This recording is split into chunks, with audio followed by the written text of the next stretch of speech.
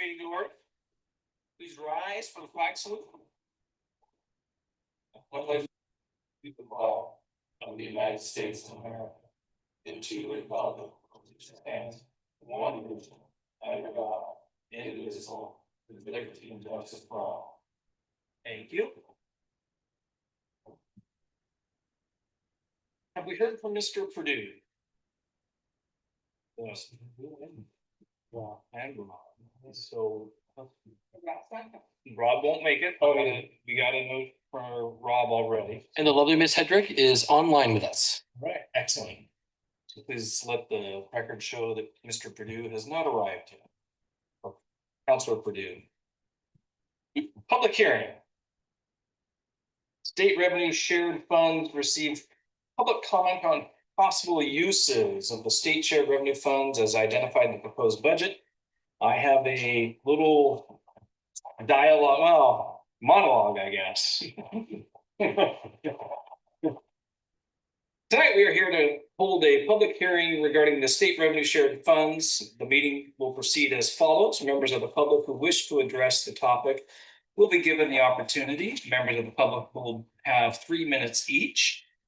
Budget committee may ask questions of the staff or anyone else who testifies. The planned uses of the state revenue shared funds are outlined in the proposed budget, which has been available on the city's website for public review. I now call to order the public hearing. Do you have anyone online, Mr. Street? No, sir. No one in the audience. Okay. Have we received written testimony regarding the state revenue shared funds, staff? No. None? All right. Public comment? No. Yeah. That goes fast. Seeing and hearing no further requests from the public, the hearing is now closed. We will continue on with City Manager Janelle Booth with the review of the 25-26 budget. Take it away, Janelle. Well, where we left off last week, we were about to start comparing the adopted to proposed budget. So this table compares our current 24-25 adopted budget, what we're working with today, to the proposed budget for the upcoming. And I'm going to go over the changes here. Hopefully those numbers are readable. Yeah. So the general fund admin section. There we go. This first one, you'll see there's a slight increase from last year. So we actually have a decrease in personnel fees, which you'll see when we get into the detail of the budget, but an increase in capital. And then the main difference is we are budgeting $120,000 for an urban reserve study and a little bit of an increase in transfer to storm. So we'll get into those details, but that's that one. Not a lot of change in Parks and Rec. Emergency services went up a little bit, and that's purely due to our assessed value growth. So $2 per thousand of our assessed values goes to Albany Fire. So that is why that number increases, because our assessed value went up. The building fund has a significant decrease, and that's because it's a pass-through account or pass-through fund. So the money that we bring in revenue is fees that are paid to us that we then pay to the school district for the construction excise tax primarily. We used to also handle the Lynn County building permits through this, but when they went to their online system a year and a half ago or so, now they take payments directly. So we don't have to pass those funds through our budget. Makes our budgeting a little easier. But last year we had a lot of fees because of the large projects that were going on. And this year, this upcoming year, we're not projecting very much new construction. And then the celebration, the difference there is last year we budgeted an additional $40,000 for revenues that might have come in through donations. And this year we're just showing the $30,000 that the city's put in. When we get to that part of the budget, if you want to change that, you certainly can, like you did last year. Let's see. The street fund is a slight decrease. And some of that is because we've done a slurry seal this year that we're not doing next year. And this is an expenditure, so we're proposing a decrease in expenditures, I should say. Stormwater is pretty similar, the same as sewer and water. The difference in water is less capital spending, so. And then economic development, you'll see we're projecting a higher rate of spending, amount of spending for this year in economic development because we are finishing Transition Parkway. That's what that's about. So at the bottom, our total appropriated funds is what we're planning to spend or designate toward reserve funds this year. Or include in contingency. The total unappropriated funds is everything that's left. And then we have reserve funds in addition. Those are, yeah, that's the one. Appropriated, unappropriated, and reserve fund. So this is the whole, this isn't just the general fund, which we will look at in a minute in more detail, but this is everything, all the funds together. And you can see our total budget is pretty close to last year's. It's gone down a little bit because we've spent some money last year, mostly on Transition Parkway. Any questions on that? I will go on. So this is an overview, and these numbers might be hard to see unless you get up close, but this is walks through our estimated revenues and then our estimated expenditures. So at the top, you see the beginning fund balance, June 2023. So that comes out of our audit. So we know what that number is. And then we have carryover. You know, I said, that date didn't get updated. That should have been June 2024. Apologize. That's our audited number from 2024. And then the carryover from this year, 2024 to 25, is estimated. So we know we have $3.7 million. We're estimating an additional $520,000 that we're going to increase our beginning fund balance by before July 1 of this year.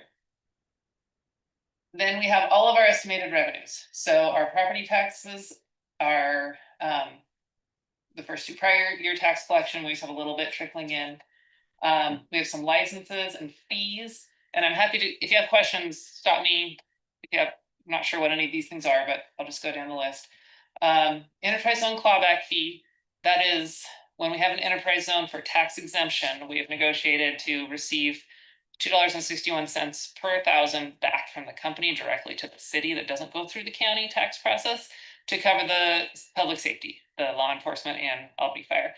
We are projecting $350,000 in revenue this year in that. We also projected it last year, or sorry, in the current year, and it got delayed a bit. So it didn't come in this year. We are projecting that starting in the next fiscal year. That's off these two recent projects. That is off of ATI, actually. Oh, okay. These are prior approvals. When those come onto the tax rolls, it'll be a couple years yet before that happens. Sorry, they won't come on the tax rolls, but when they would have come on the tax rolls, is when their clawbacks will start to come in. So we're a couple years out from that, but this is from. Is that 5 years? Before we'll see that money. Before they roll on the tax rolls. It's probably 2 to 3, actually. Okay. Depends how quickly things get going. Maybe more than 3. So they got to finish construction, and then they'll have a year. They've got to get everything up. It may come on incrementally too. It may not be all at once. And we're working with the Lynn County tax assessor on all of that. They're helping track that for us. Liquor taxes, state revenue sharing. So we get both of those and the cigarette taxes through the state. They're the liquor taxes and the cigarette taxes are purely a per capita amount. So that's why it's very important that our population is accurate in PSU's population estimates, because that's how the state determines how much money we get for some of these fund sharing. The state revenue sharing formula is a little more complicated. It's not just a per capita, but we get this information. League of Oregon Cities publishes it every year. We get this information given to us to plug into our budgets each year. Franchise fee. What's that? I have a question that just something I'd like to propose, I guess. And I know we've talked about it in the past. And I know the marijuana tax is dispersed on a per capita, but then there's another formula in there as well on their disbursement. So it doesn't sound like it's just pure per capita. There's another formula as well. I'm just curious, because even though I think I brought this up last year too, what was the rationale with Millersburg not legalizing the sale of within city limits, because that removes tax revenue from us by saying no. I realize it may not be a lot, but it's still some basically free tax revenue that we are not eligible for. So maybe other counselors who were here at the time could speak to the rationale, but the decision was made at the time when and Ellen may remember, or those of you remember, I believe it went to a vote. Yeah, Over the- so the reason at the time was, if you remember when that was all coming together and, Yeah, I wasn't here, so I Yeah. wasn't getting the state. well, I mean, for the state, oh, Yeah. you were in I the was in the state. state. Okay, well, it was coming down the pipe that it was gonna legalize, and at the time, the council, current council, including myself, was, there was just many unknowns of what, this, would look like, and like, are we gonna have a marijuana shop right across the street from, City Hall? Are we gonna have a warehouse of a growing operation? It was really unknown. So we took the stance at the time and created and this is what I thought we did, but then I was corrected. I thought we had a federal, the feds had not legalized it. Actually, why don't you explain that part, or do you know what I'm talking about? I know what you're talking And about. that was our workaround, basically, to not allow it in the city was, The feds hadn't. the feds hadn't been legalized, and we made an ordinance that. The state program allowed municipalities to, Opt it out. wasn't mandated, you could opt out of it. And then I think you might be referring Yeah. to the Cole memo. Basically, so the federal government said it's still illegal, but they weren't gonna delegate.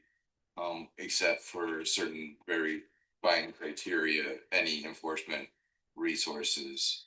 And that's been for like 10 years. Okay. But so that's why they can do it, but the original legalization regulations allow jurisdictions to continue to prohibit it. And then as Mike was alluding to, then that just the consequence or the incentive, depending on how you look at it, was that you wouldn't participate in revenue The share. revenue, right.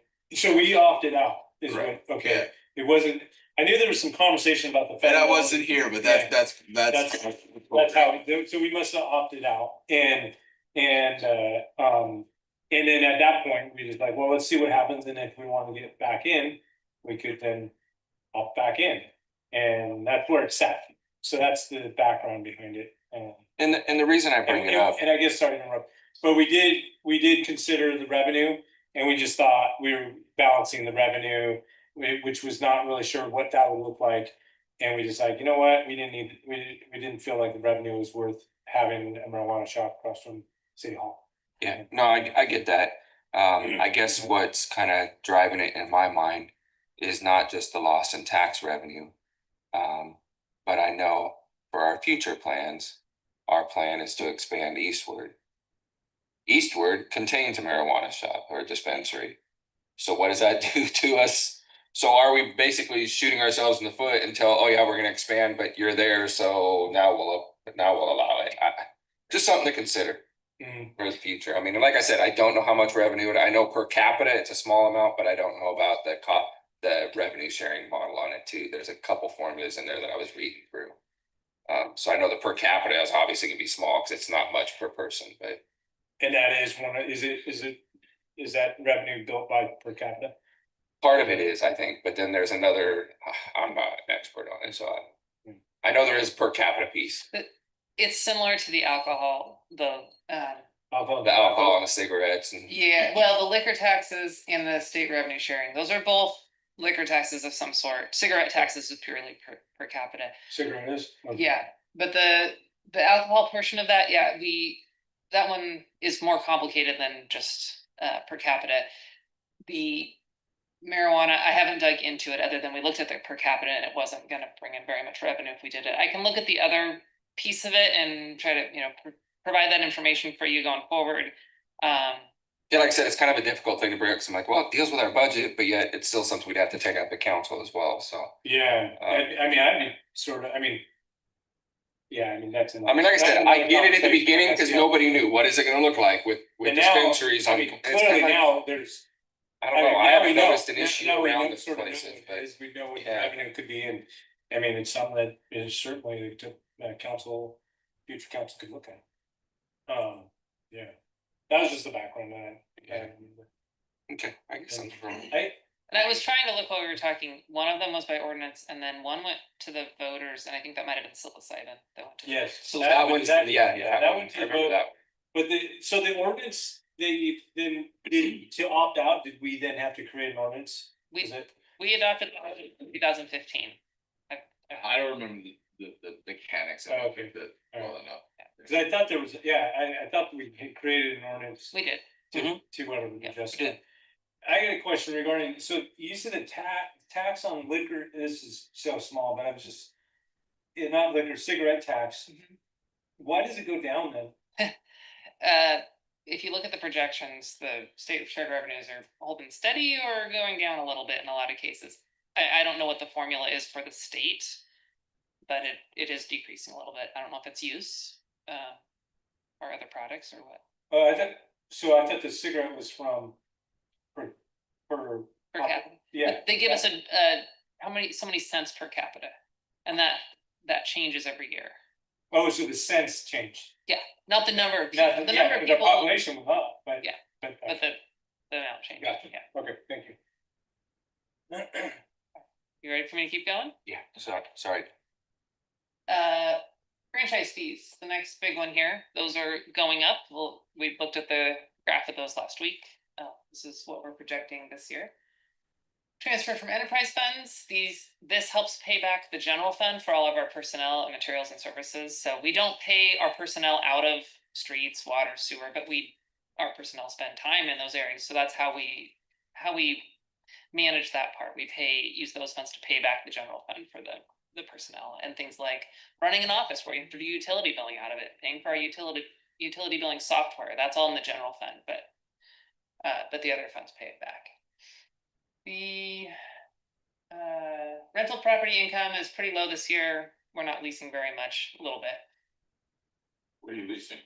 The farm field behind City Hall primarily, and a little bit, well, we don't have a lease agreement on the other parcels right now. We may end up with one the next year. We've been doing year to year. Interest has been pretty good this last year, and it may go down a little bit this year. Park shelter user fees, we budget a little bit in here. They're not significant. We're not trying to make money on the shelter, but we're trying to just cover our costs cleaning it every weekend. When you budget that in there, what's your methodology for the 3,000? Average for the last 3 years or? When we get to that part of the spreadsheet, Okay. which we'll pull up, you can see the prior years. Okay. It's just I an was gonna ask for it, can, say Jefferson residents rent the park shelter?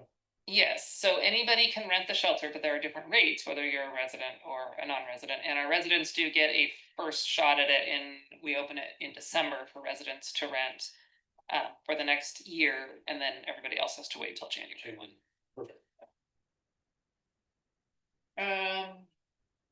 Park STCs are projected very small. We know of one payment for sure that should be coming in next year, but otherwise we may get more, but we don't know anymore. Justice Court, this is when there are fines, tickets, things that happen in Millersburg. It's not a big revenue stream for us, but we get a little bit. And then the building program, that is the revenue we were talking about when people pay construction excise tax, and our city permits are in there too, right-of-way permits, grading permits, just miscellaneous smaller things. Justice Court, is that for tickets, traffic tickets? Yep. If they write a ticket in Millersburg, it goes to Lynn County handles it, the Justice Court, but we get some revenue off of that. Some cities have seen ticket writing as a revenue source. That is, it's not a significant enough revenue source that, we've always seen it a little bit more of just enforcement. We want people to be safe. We want them to drive safely. But we do get some revenue off of it. So that's our total estimated revenues for the upcoming year.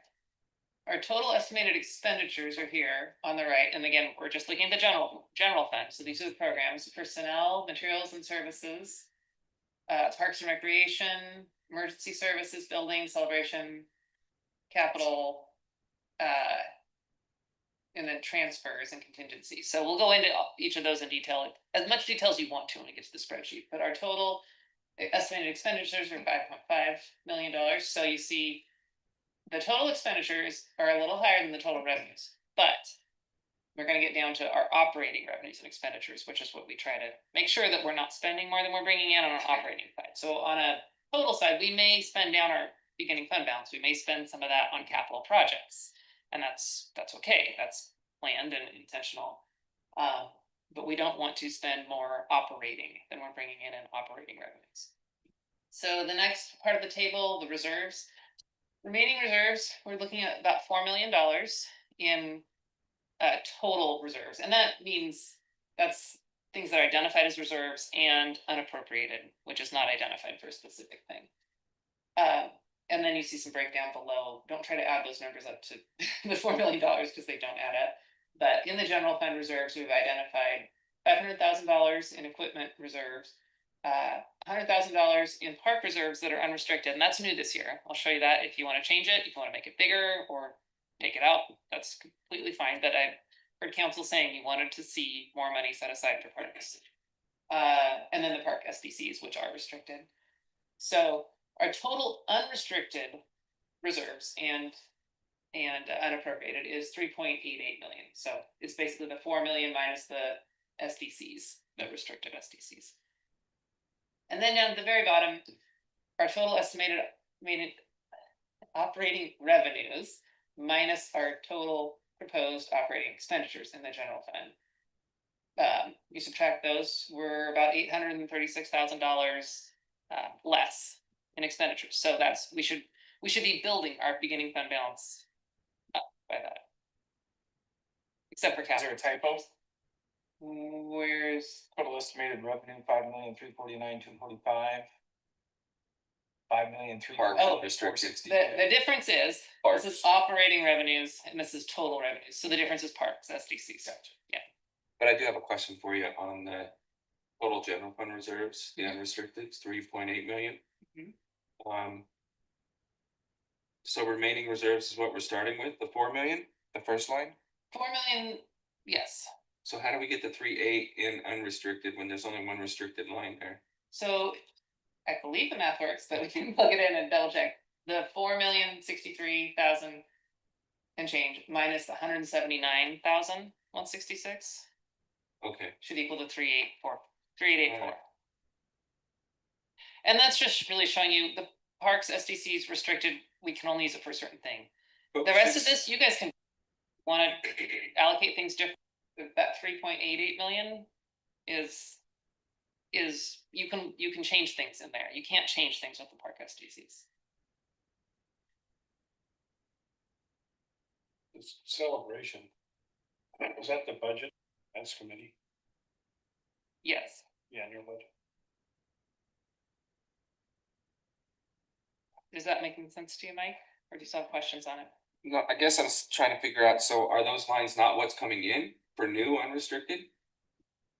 New one. This is total at the end. Right, so identify general fund reserves, equipment reserve, unrestricted, that's not increasing by 500,000, that's what we have set aside? That's total what Or we is that part show of the in the 400,000? budget for it. So last year we showed 400,000 in the budget. This year I bumped it up. We're showing 500. You can bump it back down if you want. We're not taking that money and putting it in another account and separating it out, but we're just showing it that that's how much we want to set aside for. So it's not 500,000 more than last year. It's just total. It'd be 100,000 more than last year when we had 400. I guess I'm just trying to figure out the math on how we get to the total general fund reserve unrestricted number, cause I don't see Yeah, it. so try to, If we start at 4 million, how do we get less when we're not spending anything? no, this is, at the end of next year, if everything was, all revenues were exactly what we have planned, and all expenditures were exactly what we have planned, we would have $4 million left between unappropriated and reserve. Is that making sense to you? Maybe once I see the rest of the spreadsheets. Okay, this is a little confusing because basically ignore the reserves are a part of this $4 million. Okay, There's money we're saying, That's oh, what I that's was $4 getting million, at, we're just- setting this aside. like the way it looks like I should be adding in and it's Yeah. not. Yeah, I can change this slide up next year, cause that is a little confusing. Like the park one is new. And we set 100,000 aside for that because that's what. We sort of been talking about wanting to Mhm. then fund. Yeah, so yeah, this is 4 million is the total, and then these within the 4 million, we've said 500,000, 100,000, 179,000, which all add up to 779, which are a part of the 4 million. I guess the part that's confusing is because you don't show what the rest of the 4 million is. That's That's why it's That's- oh. confusing, because it's like, well, where's the other 3.3 million? Yeah. yeah, it's gonna be your unappropriated at the end of the year. Okay.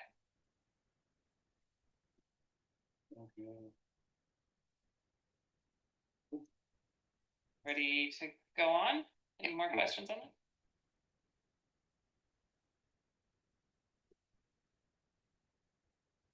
Couple more tables and then we'll jump right into this spreadsheet. So these are the SDC funds. We show you these every year, but these are actual from our audit in June 2024. What we had total $2.25 almost $1 million in SDCs.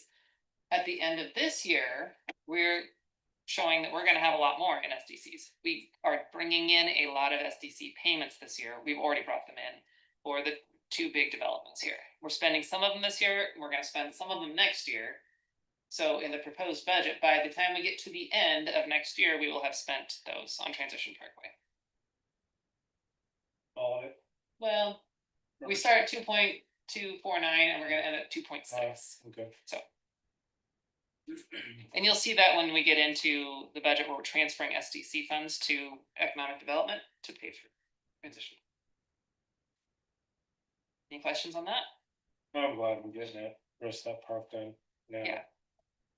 Versus 5 years from now, it's just gonna be. It must be more expensive. Just more expensive. And then all of the money, well, I'll get to this later, but all the money we're spending, not grants, but all the rest of the money that we're spending is potentially reimbursable through the RISIS program. So we have the possibility of getting that money back, or SDCs we're spending now, from the state. And it won't be restricted at that point because it'll just be coming back to us through the payroll taxes of the companies.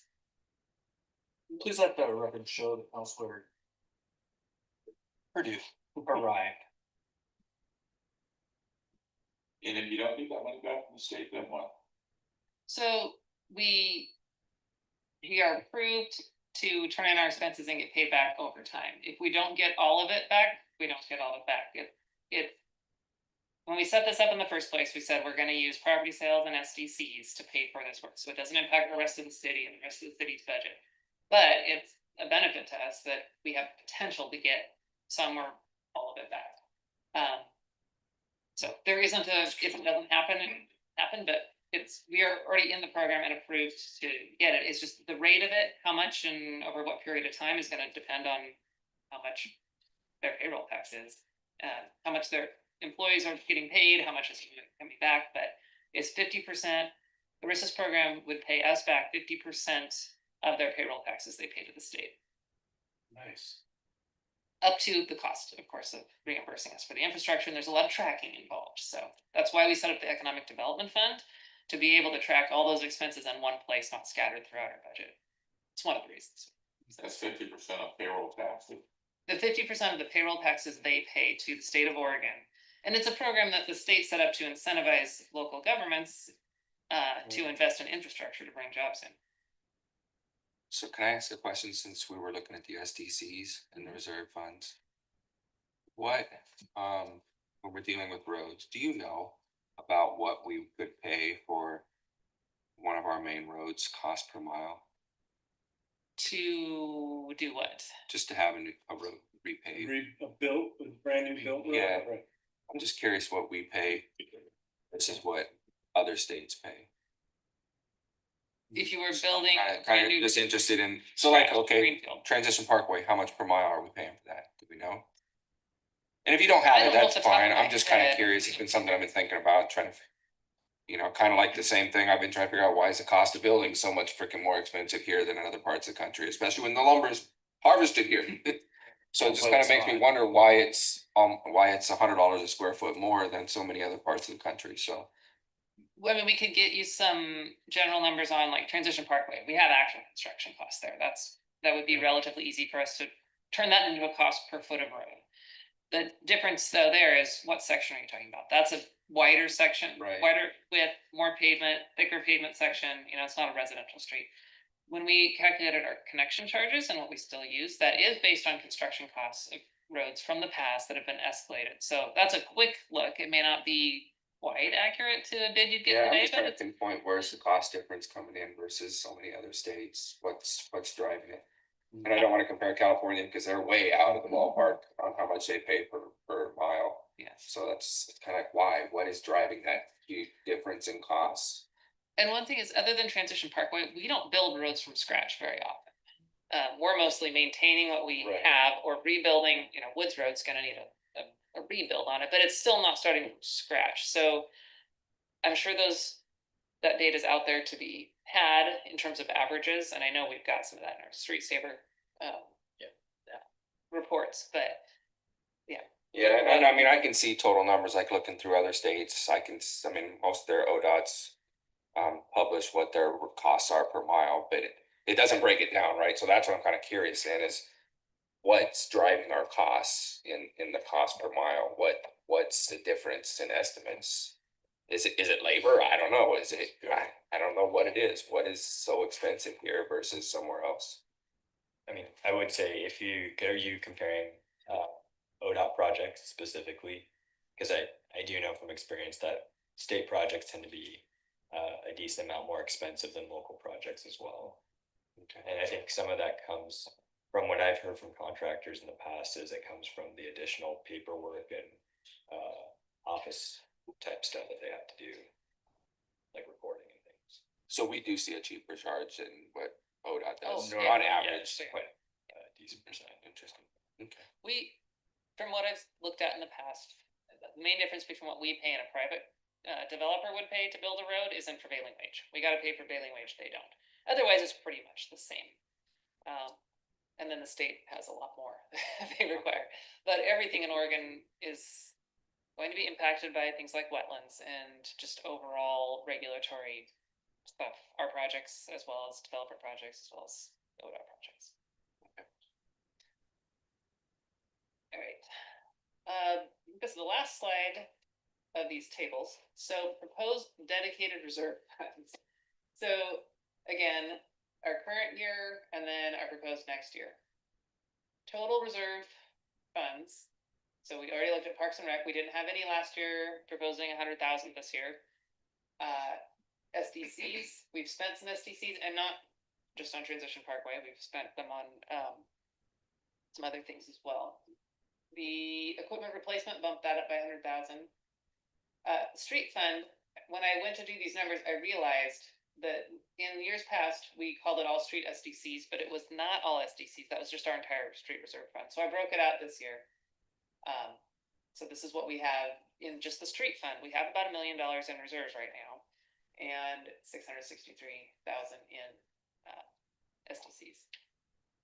Stormwater has no reserves and a little bit of SDCs.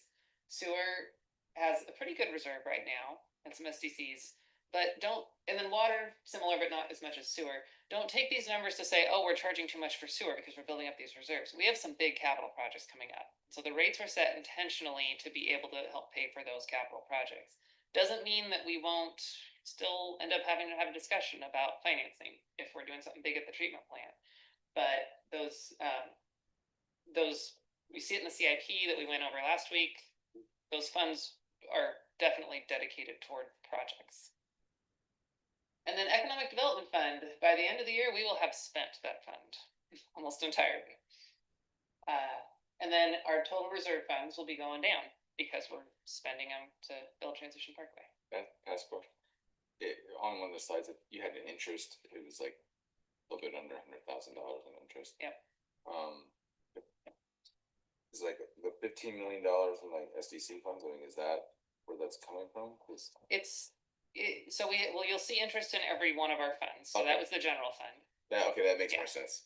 And when we are spending down the beginning fund balance, we'll look at, well, what is our balance at the beginning of the year? What's our balance at the end of the year? And maybe we'll take a midpoint of what we think that is to calculate our estimate of interest on, or maybe we'll take the end of the year. Because we don't want to, if we're spending down, we don't want to take that big number and say, oh, we'll get that interest the whole year. Well, that's not gonna happen if we're spending it down, so.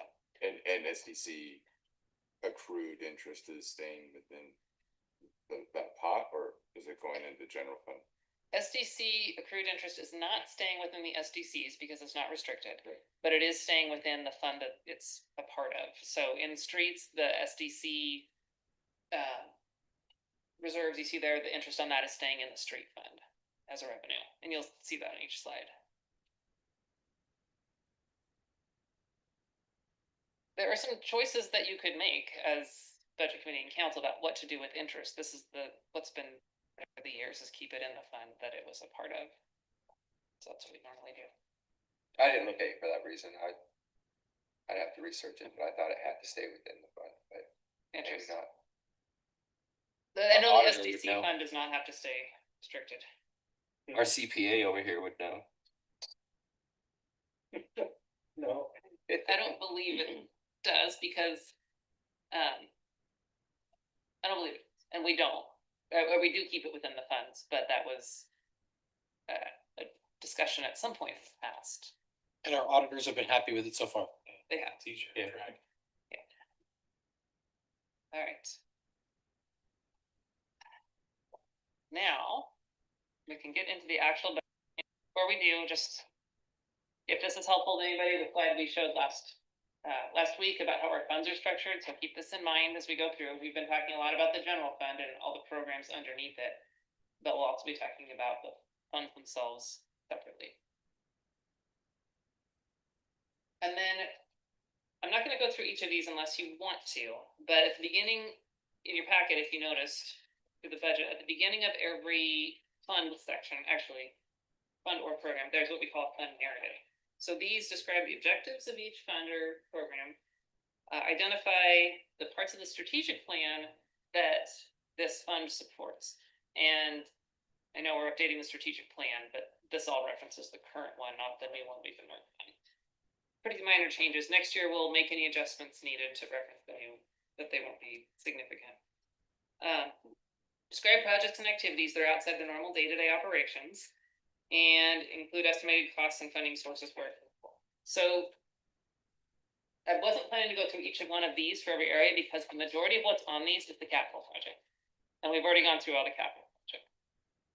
But if you'd like, we can pull them up as we go, but I'm gonna pull up the budget spreadsheet to actually walk through because then you can see whatever detail you would like to see.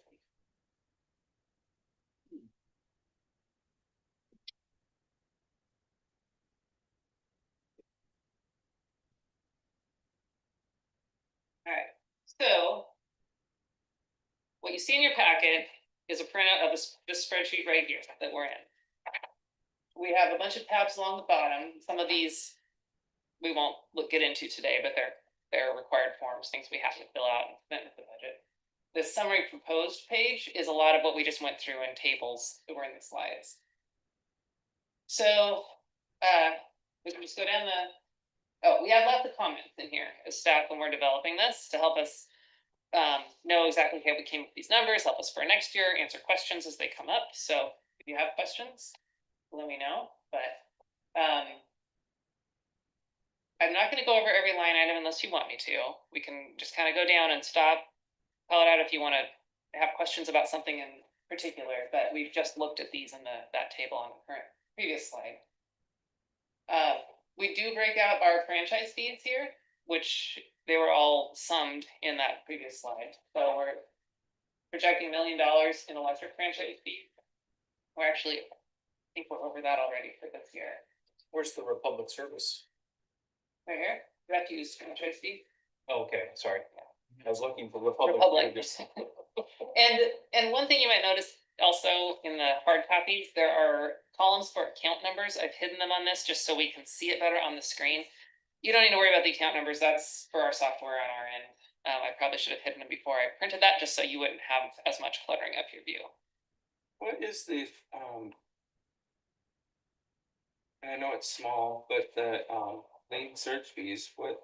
Yeah, we What get do lien search requests all the time. Anytime somebody moves out of a house, the title company, this is calling, and they want to know are there any liens on it. And there's a little fee associated with doing that search, and we often will have, as part of that process, we'll also often have utility bills that are really big. They'll pay the utility bill, and then the customer will pay the utility bill, and then we end up doing a refund. And that's not a lien search, but it's all part of that same process.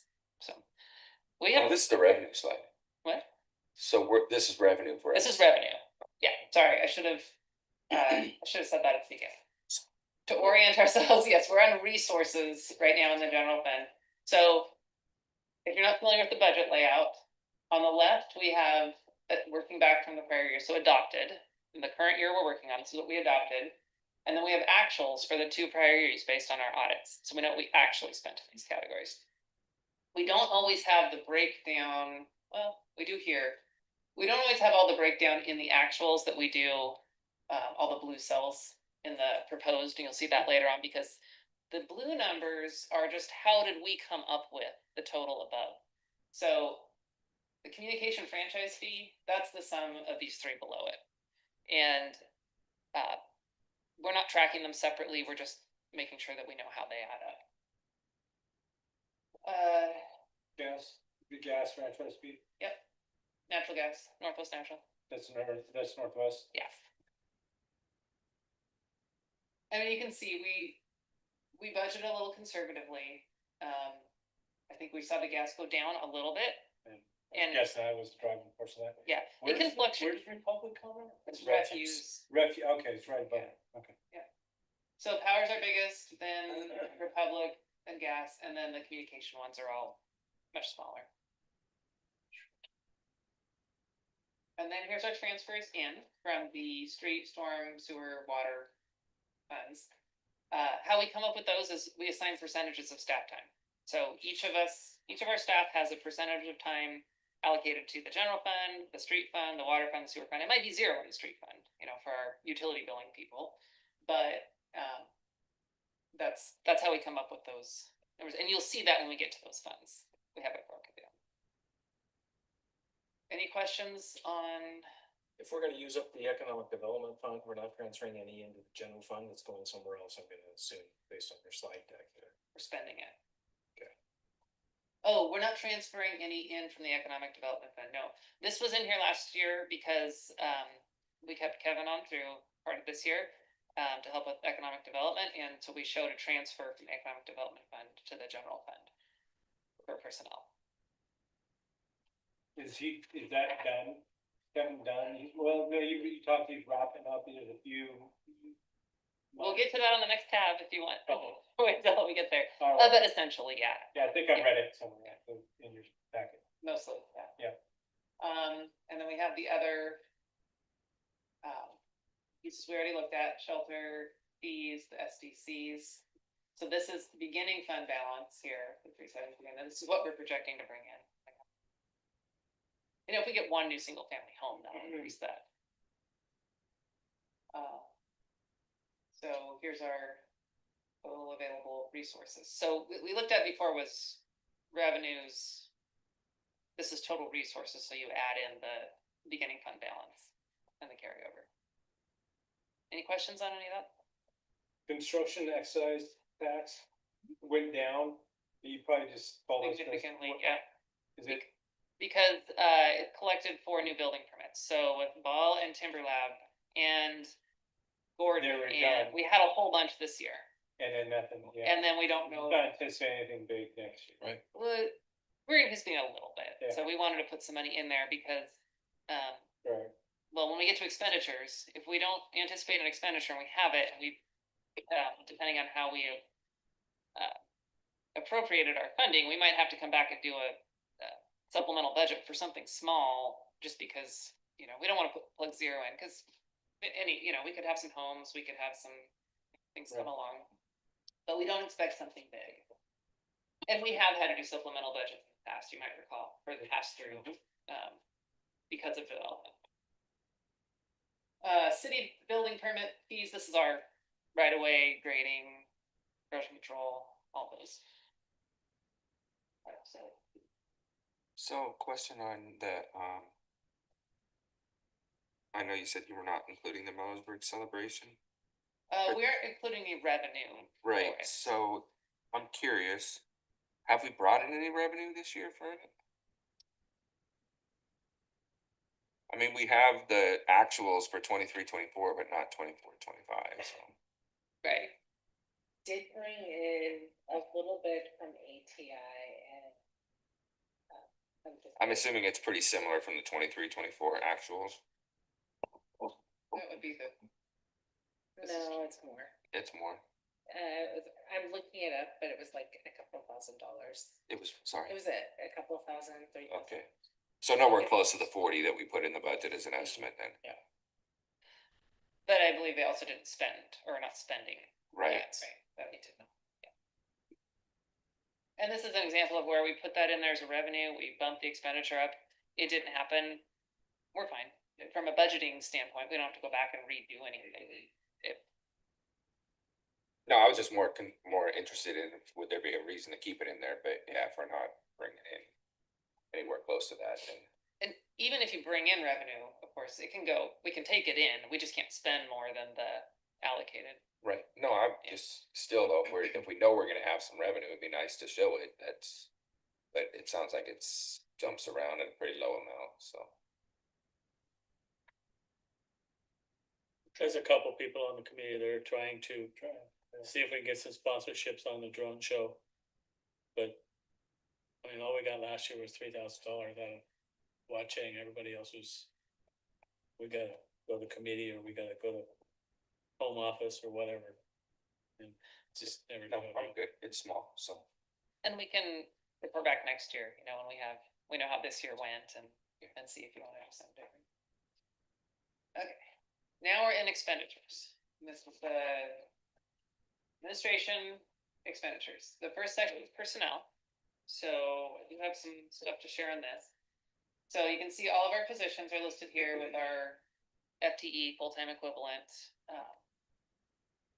And let's see, we have to budget for what COLA is gonna be this year. So you have not adopted COLA yet. It's coming up in the May council meeting. So in a couple of weeks, you're gonna see what staff is proposing on that. We've put 3% in this budget.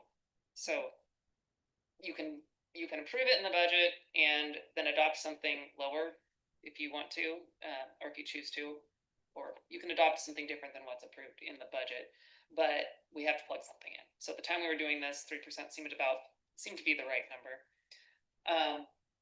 We also budget for steps when employees have steps coming up in the upcoming year, and then raises for those who don't have steps. We plug some things in there. Again, that'll be coming to you in May to actually see if you want to approve that with a full staff report and everything.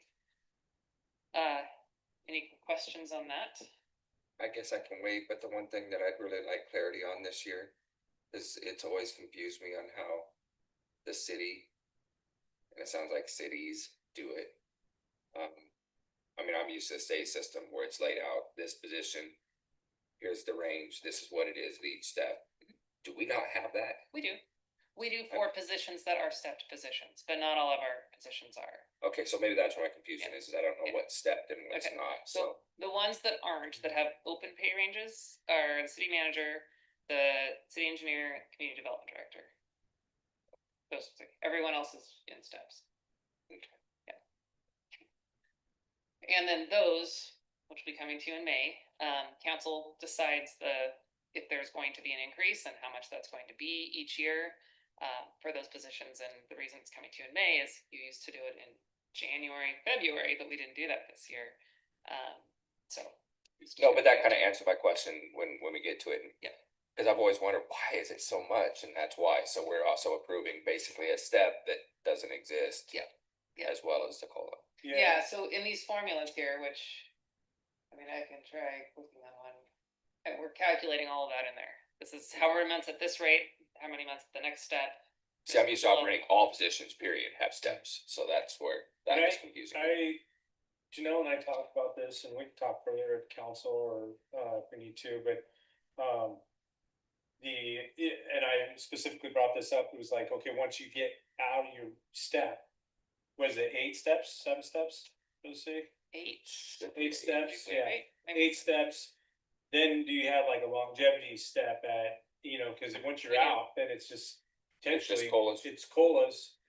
And then a lot of times there's like a longevity step or in there, there's. a few, Yeah, see, like, we don't have any of that state, it's, once you're topped, you're topped. Yeah, Yep. and I think a lot of cities do have embedded in longevity steps in there, like, at 15 years, you get 3%, with, on top of whatever COLA and so forth.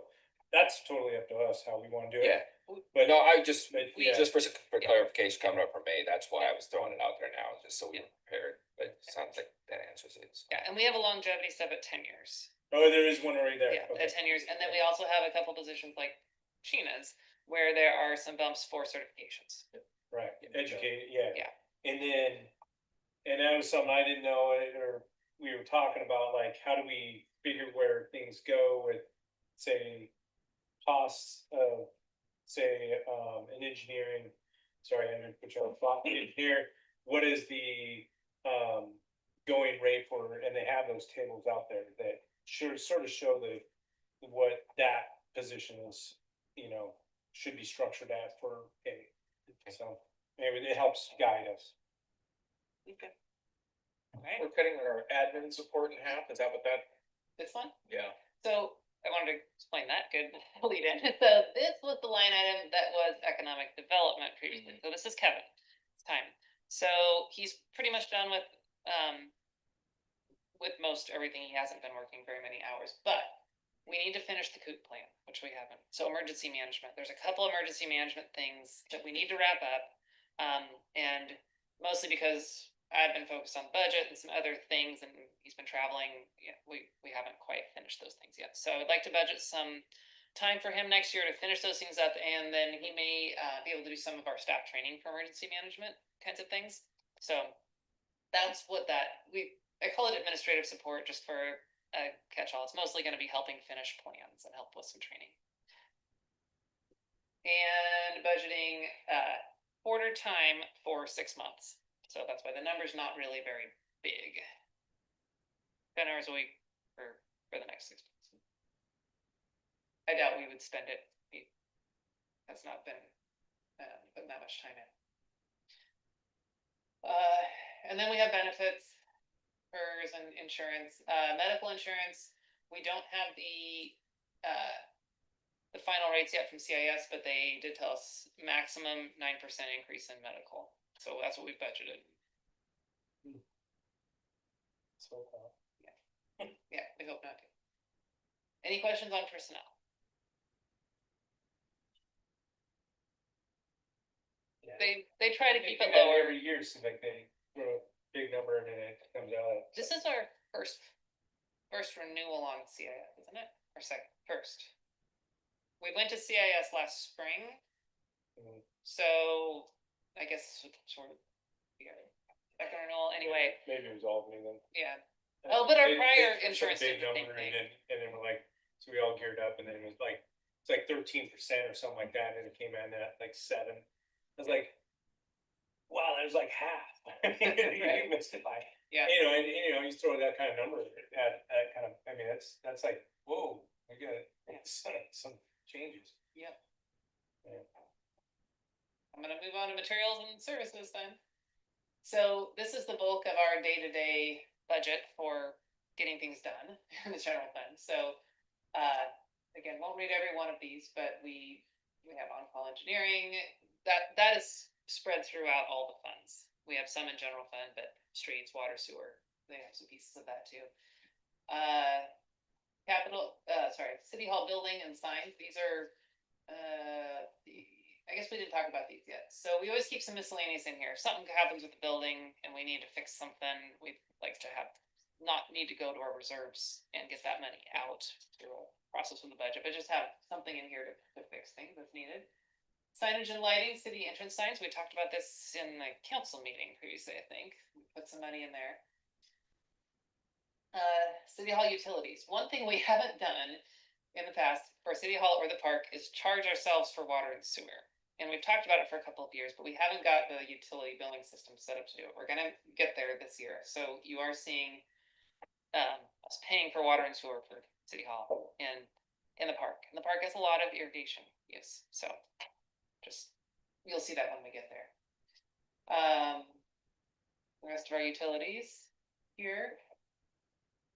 Merchant fees, community support, so this is where we usually pause and we fill in the numbers, so maybe back up here, this is proposed. This is what we gave you to start with, the first column is what you're going to end up. Approving at the end of the meeting tonight or whenever, assuming we're done tonight. So when we have changes as we go along, I wanna fill these in here so that when you get to the end and you wanna approve the budget, make the motion, you can say as modified. And we'll have captured that already. But whether you change them or not, I'd like to fill in the community support line items here. We usually do that to make sure everybody's on the same page and in agreement on what you're doing. So.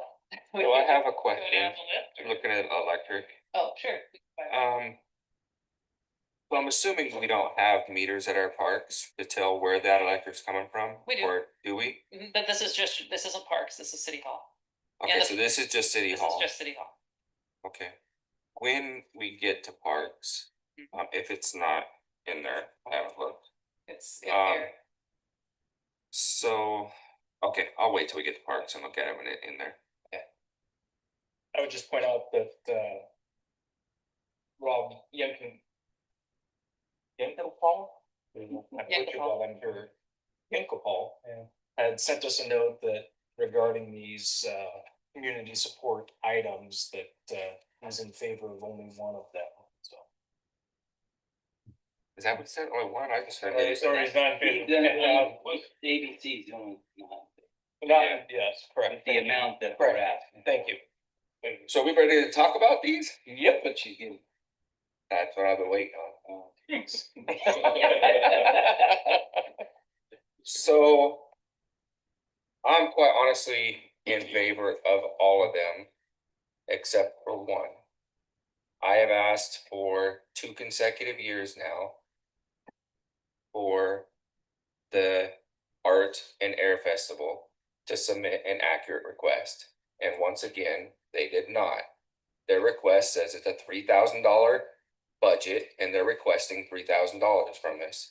So we're paying for their full project budget. I just do not have patience for people who cannot fill out a grant or a donation application correctly.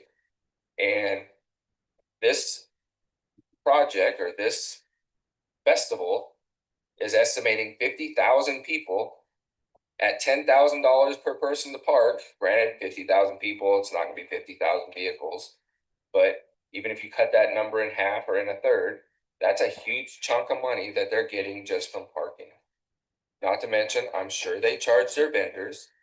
They just don't give us information and yet we throw them money every single year. And I am saying I do not agree with it this year. That's just my opinion. I know that there was some other things, but if they want a request for a donation because we support them other ways, then let's put that in your application and give us a true request on what you need from us and why. I don't feel like they did it. Duly noted, and might I add that there was 2 requests that arrived after the deadline, and I would think those would fall under your same Yeah, that- commentary. The deadline, they missed them. I mean, Any I would further- say that the 2 at the front, I don't remember who they were, and I did call out the one, but put together a great presentation on this is why we need the money, this is where it goes, a great breakdown, answering the questions and doing a thorough job, which is, if you're coming to us to ask for our taxpayer money, tell us why we should give it to you, and I don't think the Art and Air Festival does that. Is it required that they show up in person or just submit? That is, this group's decision on whether to require it or not. There's nothing that's happening. Okay.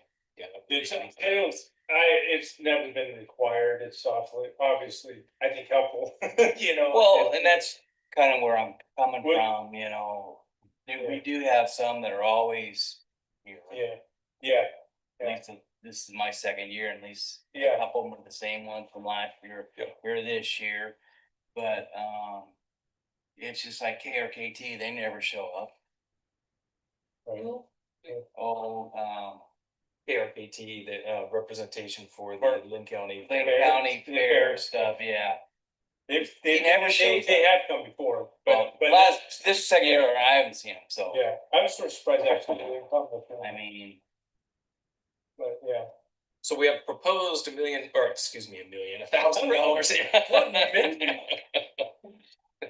Million, or again, $1,000 for Meals on Wheels. Are we okay with that? So can I make Yes. a clarification? They did not request it for Meals on Wheels. They No. requested Oh, that's $500 right. for Stand By Me. Stand By or- Me. If you're gonna, Sheriff, if we go down, listen, you proposing maybe just go down line by That's line? what I was gonna do, yep. Yeah. So should we update this to Stand By Me? Thank you. it's still ran by Meals on It's still Wheels. Hog. Well, It's hogs, hog, yeah. And my opinion on it is like, I just don't, it's a financial, Training, training. right. I just think it's sort of weird for the city to be in that. They said no one was in the city that met the criteria for meals. Right. Well, That's what we- requesting. Yeah, requesting meals. There are people here. What did I who say? are- Yeah. And I was gonna ask, Yes. Good point. so with that though, is there a way we can reach out to Meals on Wheels to see, do they have some kind of pamphlets or something that they can put? Cause I'm interested in who qualifies, who can request it, because I know there are people just in my neighborhood that would qualify for it. And could probably use it and probably just don't want to ask, Well, but. thank you, Monty, appreciate You know, it's not that hard to set up. I just did that for my parents in Lebanon. Yeah, it's all ran right here out of the Orient Services here in town. Yeah. Huh? Seniors and Right, disabilities. and you just go in and you have a conversation with one of their counselors about who you're looking at and sign them up. And then they kind of do a little in-home interview and go from there. It's really simple and there's no obligation to pay. The meals are $3.50 per person. And you can volunteer and do a donation, but they don't ask for any payment. And so what we do, once a month, we just write them a check for $140 for my parents. And every day, it's once a day, for, Monday through Friday, between 11:30 and 1 o'clock.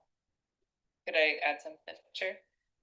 Yes, please. So we've been pretty, our budget committee has been pretty adamant about showing the tie to the event or to the impacts directly in Millersburg's community. So I believe that's why they didn't request for Meals on Wheels this year, because they didn't have anybody to show us that they're serving. But you could choose if you want to keep this for Meals on Wheels and budget for something to go toward Meals on Wheels, and then we could work with them to see if there's anybody in the upcoming year who could use it. We can do that if you want to keep it with Meals on Wheels and not do the Stand By Me program. Just as like Designated. a reserve, if something happens in the area, I mean, we have We don't pay miscellaneous this. too, We don't pay this unless someone uses it, Right. we get billed for it. right? Well, no, I said that incorrectly. Completely wrong. Sorry. We pay them this as a donation. We also pay Colorado. That's what I had in my brain. I'm sorry. Janelle, those figures there in blue, is that what they're asking for? These are last year's. Last events. These are not what they're asking for. We had a slide earlier and I can pull that back up if you want to see side by side what they asked for and what we did last year. Some are asking for the same amount. Some are, most of them. Are, but one of them's double, $5,000 to That was $10,000. ABCS. That would be, ABCS. yeah. That's. And every year they ask for 10,000 and we give them. Or the last. That's a good, That's thanks. four I- that I know of. I just wanna add that the, link to Cog and the Senior Disabilities is on our website. Yeah. I don't know if I have, but it is on our website. Well, I think, well, being on the first line, right, still on that, Meals on Wheels, could we just take that if that came up? Or, I mean. Like you said, we could put $1,000 in there or $500 and just leave it, and then if something pops up over the fiscal year, we could pull from that, correct? Well, I did say it incorrectly. We You- normally give them, cut the We have check to at the give it beginning of either the year. way. It's a You don't have to, you could, Well, this, we could do it through miscellaneous if that came up. you could. So I would recommend then, if they don't have any right now, then we just strike that at 0. But they did come with an ask. Oh, yeah. Well, but personally, my opinion, I just think it's weird, and I'd still say we wouldn't fund it, the finance. That's my opinion. On that, that's on that financial. Yeah, financial, I think Stand by that vote, come right. from the financial institute or something like that, doing it, I mean, I just don't, I have a hard time tying that Mhm. to us, and that's my stance on it. So am I hearing a consensus, nothing for? So is the direction from council then to go ahead and reach out to them and say, if you've got something that qualifies, you can come back and ask us to fund it out of miscellaneous, if you've got somebody who gets on Meals on Wheels or something like that. Is that what, Yeah, that'd come to council anyways, right? yeah, it would. Okay. Probably should be stated that we won't support the financial. Because that's basically what they're asking for. Right, So yeah. we will support the Meals on Wheels, we won't support the financial. Training. Yeah, Stand by me program. yeah, that one is stand by that. And this just may be the downfall of not showing up in person, where they couldn't explain what it was and why they needed it, so. All we can go by is what's in front of us, and I thought she was. I don't think. No. Yeah, she wasn't. Another commitment. Yeah. Yeah. Oh, that's right, Yeah. yeah. And it was only like $500. but Yeah. I just thought. it was- She didn't think $500 was worth showing up for. So. A no for COGS. With the direction to come back if they have a need for Meals on Wheels, is that what I'm hearing? That's right. ABC House, they requested 10,000. Historically, at least the last 4 years I've been involved with the budget committee, it's been maybe 5 years, 5,000. I like that, I think that's what we've done, I like 5,000 in the past, and good cause, and it definitely hits, mill for folks. It would be nice if they just lowered it, we've never gone 10,000, I mean, maybe just say, hey. There's that one chance. Say, I got a chance here. That's all it takes. Yeah, all right. You don't ask, you'll never know. That's right, okay. Albany Boys and Girls Club? So, I just want, what was Rob's reasons? Did he have, I didn't really get any, what is? I'm not aware. Was it the price, what I'm they're not aware. asking? I cannot read any. Oh, from Rob? Yeah, I was just trying to understand if he gave any more details, very. Mid. Yep. I'm just, Rob, he sits here. They dropped it off. Oh, the letter. The one you were. That's a gift. Yeah, So I'm assuming it's just the amount of money. I think it's the amount. For the ABC house, yeah. Yeah, And I think he's concurring with what we've Done done, in the past. 5,000 in the past. Okay. yeah, so that's the way I'd say that's, too. so let's make sure I wasn't misreading that. So it sounds like we're all in agreement, 5,000 for ABC House. Sure. Silence is gold, apparently. Boys and girls. Boys and Girls Club, same request, 5,000. Yep, a lot of youth through the programs, I like it that they do it out here. Yeah. That's cool. the camp. Under camp, actually. I just want to get history on it. I'm just letting you have your fun tonight. Ray is my favorite, aren't you, Ray? What? 5,000 fairgrounds? Oh, yeah, they'll be here Wednesday to see us. There you go. Perfect. Okay. Lincoln County Fair and Expo, 1,500.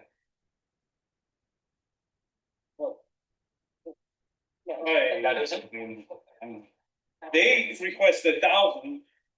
I say we just keep it at 15, but I don't know. I think it's weird that they asked for 1,000. They're ones that got their application in after the deadline. Is that not correct? That is correct, I heard you say. That was the attachment that came in. That's what I was talking about. Yeah. Got you. Well, I'd like to show convenience.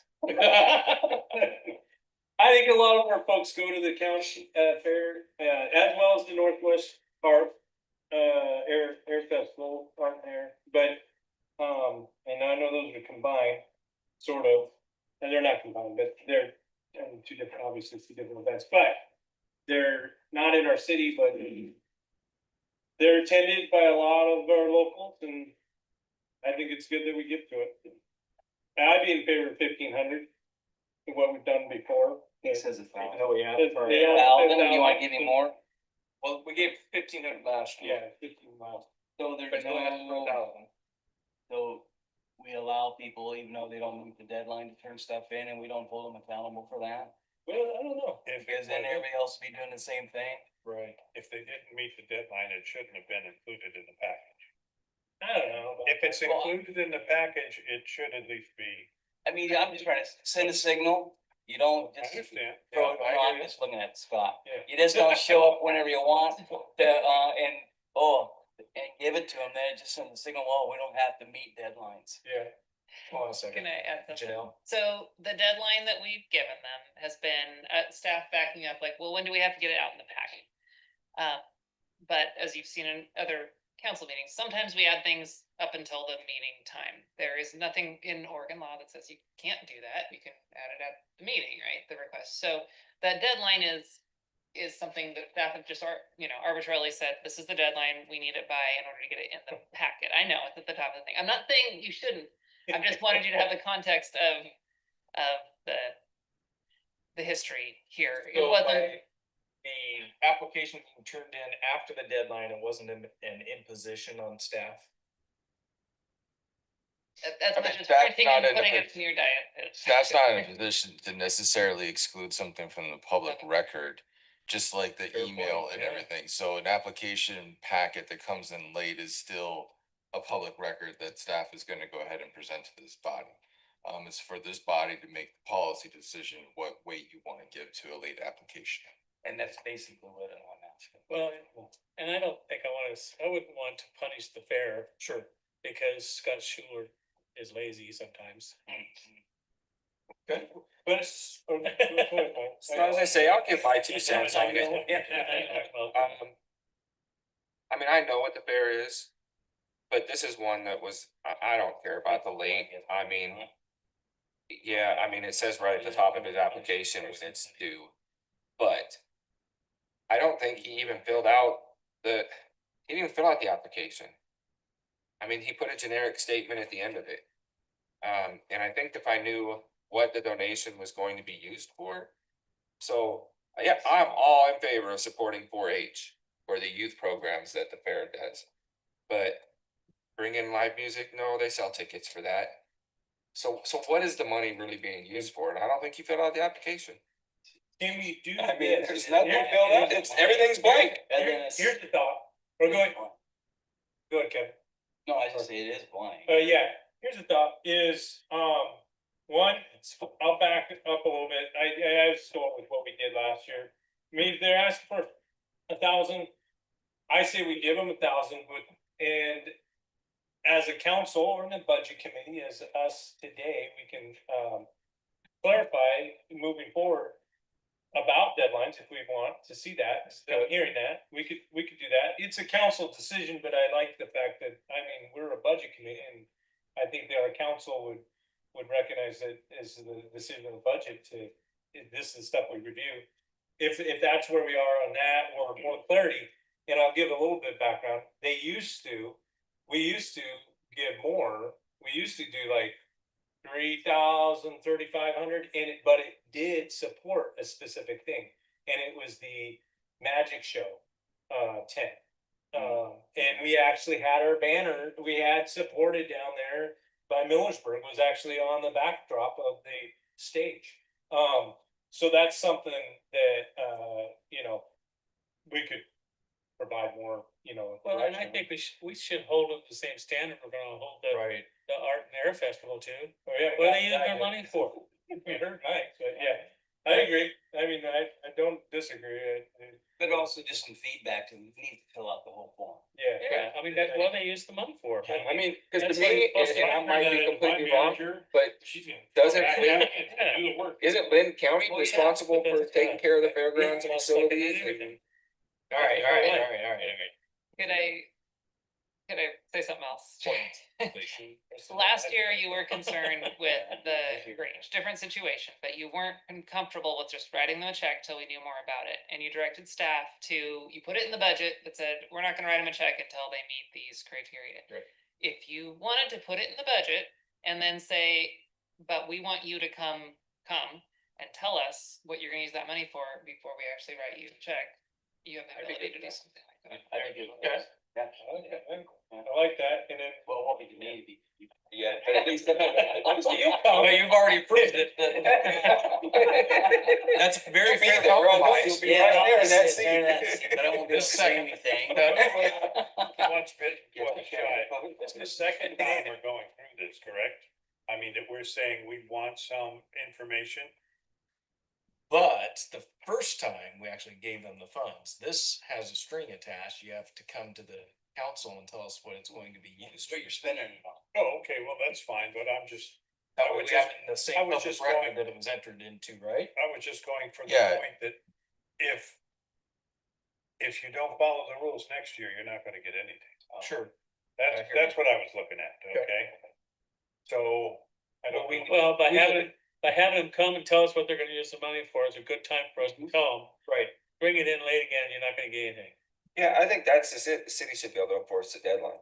Sorry, when he tries bringing it at the counter, it's late. I can't accept it. Well, I mean, I'm gonna vote no if they bring it late. I mean, I'll just tell them that's our face. Right. Fair enough. How did we, is it stamped on here somewhere? It's very top. No, when they came in. When I they was came curious, yeah. Something we should develop in procedures if we're going to be hard and fast about one of those. But I mean, it's at the top of the application. It just, All of the applications, I should say all but one, come in by email. okay, so we have a time. So you already have it. Except for the one that was. So So based on the new criteria laid out, that if we can earmark $1,000 for the fairgrounds, no check is cut until they come in and explain to the council at least as to what those funds are gonna be used for. Am I hearing that? Okay. $1,000 there? And then when we go to the fair, I wanna see the city of Millersburg sign on it. I think they moved a lot of that to that white picket fence or that white rail fence back there where they got all the names of the supporters on it. Careful what you ask for. A little bit bottom, handwritten down at the bottom. Yeah. Northwest Art and Air for two. Hey. So it might be. Yeah, you did. Same criteria Yes, as Lynn County Fair? we're not cutting them a check until they come and talk to us. Okay. I'd like to know what this. They were here. They were here, but that's what I'm, Yeah, but they she didn't, really didn't she say. couldn't answer the question. Okay. And then I thought she said something about parking, that they didn't get the money for it, but who gets the money? No, they get the money for parking. that's. Yeah, But supposedly they use a lot of it That's for, what I wondered. for the company that does the parking for them. Right. That's what they paid. But I They mean, her hired somebody application. to do that. Where is it? Where is it? That's Jesus. Yeah. This is always the fun of this project. All of the whole thing put together is $26,000. That's still $26,000 tax. Well, at least they're all being good stewards. Yeah. Parks and Rec. So it says specifically, total cost of the project or activity is $3,000. And they want us to fund the whole thing. If you read the rest of the document, it really says that they spent $175,000. But it's even at 175,000, their parking covers that. Parking fee covers that. So what are we paying for? I think we paid. $10 a car at 50,000 visitors, how many cars of that out of those visitors? Even if it's 20,000 cars, that's $200,000 covered. Well, they're paying the. Minus how much they're paying. They just said their budget's 176. Parking pays that. So you're thinking that's included in their parking? Parking fees are $10. Yeah, well, Their total cost of this project at 176. Well, can't we ask them for a count from last year? or the year That's what I've been asking for 2 years. I just have issues with it. I don't know what my money's, what's it going to? I like to think it's going towards the family zone. Family play zone, yeah. I think But that's it's 70 different artists. What are the fees that they charge each one of those vendors? What is that? I mean, if you packet read, actually- if you read their thing about what's the benefit to Millersburg community with the project or activity. It, you know, it's important for Parks and Rec to create events that are important to all ages. How are they creating any kind of events in Millersburg? The balloons fly over. Something to look at. I actually asked last year to see if we could get a couple of the balloons launched from here. And liability can't be done here, but. Why couldn't it be done here? We followed up on that request specifically Okay, as staff. For their insurance, they couldn't allow those balloons up during that time, but. I think if you remember, I sent you a message that I had a contact of being able to do one that could be done for her. yes, and I actually have that. And even It's that, been like that 50 175, that's just how much their donations help offset the event cost by. So there's still nothing in here that tells what the total budget is for this. Nothing in here tells me how much it costs them to put on this Northwest Art and Air Festival. Do we think our community benefits by this festival? Yes. Do you think people from Millersburg go there and participate? Only if the wind is blowing one direction, because then the balloons come over it. Would people go whether we give money or not? That's true, but, yeah. But would it be, could this go elsewhere? Could it, you know, I mean, that's possibility, right? Could flop, basically, if they don't get enough. No, because of that, just the concert alone, and then they sell 10 by 10 sections for people to sit in front, and it's like $100 and some odd bucks, a 10 by 10 square. Might be more now, but we paid for that at one time. Yeah. Well, there's more. But you can sit up front, so there's a lot of revenue that they, Do we for a think, piece of grass, they're I guess- not have to do I anything. guess that, is that what I'm hearing is that, do we think the art and air, they're actually making money off of this? I think they do, and if the city of Albany, the Parks and Recs wants a donation, I think I would be okay for them to ask for one. I'm not saying I would say I agree with it, but I just don't see where they need a donation for this event. In particular, I'm not convinced our donation goes to this event. It's Well, definitely a it's- fundraiser for Parks and Rec. I didn't see it. If it's earmarked for that, they got to use it for that. I bet Yeah, this it's goes not. in one general. I guarantee you this goes to the city Parks and Recs Yeah. fund. It's a fund, it's a fundraiser for Parks and, for the Parks and Rec Exactly. Department. That's just, the money goes there and there's no, But as an auditor, if we donate these funds specifically to the Art and Air Festival. It's not a separate fund, it's part of, it's just part of the Parks and Yeah, Rec. they pay out of the general fund, probably. It's just part of Would, Parks and Rec. would you like to be able to ask them more questions? Oh, yeah, we. Because We've had- again, we could put it in the budget as a placeholder and bring them back in and ask them these questions, or you could leave it out and say, we've got some money in miscellaneous if you want to come back. But it sounds like there are a lot of questions that we think we know the answers to, we're not sure if we know the answers to, or information that we'd like to have. I'm good with Bring it voting back. on it, but I'll go, I mean, I just remember last year Mike asked her what they gave us the money for, and she said, well, I'm new, I don't know what the money's used for. Well, this year they come in and they still can't tell us. And I mean, I would agree, put the $3,000 in the budget, but don't cut them a check until they come back and talk to us. They do say in the thing that it costs include the stage, the talent, the sound equipment, and paying for the balloons, the golf carts and other rentals and some other stuff, but I don't know how much. Sounds like you'd like to know whether they need the money for this event, right? That's, I think Mike should draft up a list of things that he wants to know, otherwise. No. I mean, like I said, I am just not convinced. I mean, they're not gonna share it with us, but I know they've got a lot of revenue coming in for this, whether it's parking, whether it's the booth vendor rentals. Well, I didn't even know they charged for seating up front, the seating up front.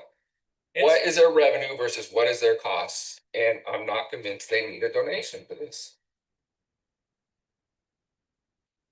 But that's just me. I'm one person. Sure they don't. Every $10. in the past, Parking. it was also seen as a supporting, the two cities supporting each other, and they supported us in kind by allowing us to use some of their stuff, equipment for the celebration. We're not necessarily doing that this year, but there's some other pieces in the past that contributed to the decision, I think, besides just the funding.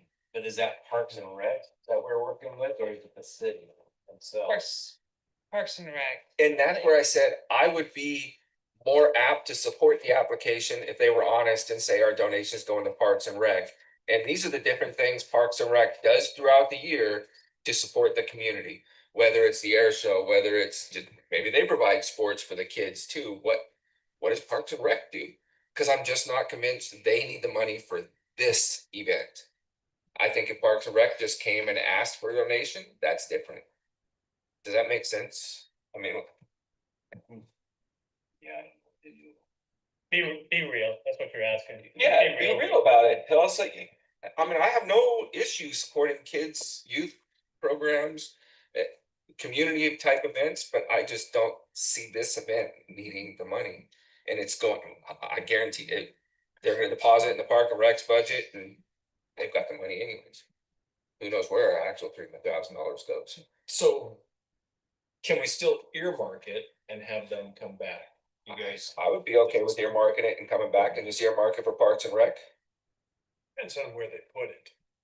I mean, we can put anything we want to on the check, but they're gonna put it where. Yeah, they're gonna so start then, it. then you're gonna have to ask, or conduct your own internal audit. Well, I'm not saying what I'm. Yeah, that's not. They don't break it out like They're that. not, Yeah. Mr. Chair, can I? Yes, please. Just make going down, so I said my piece, I'm done.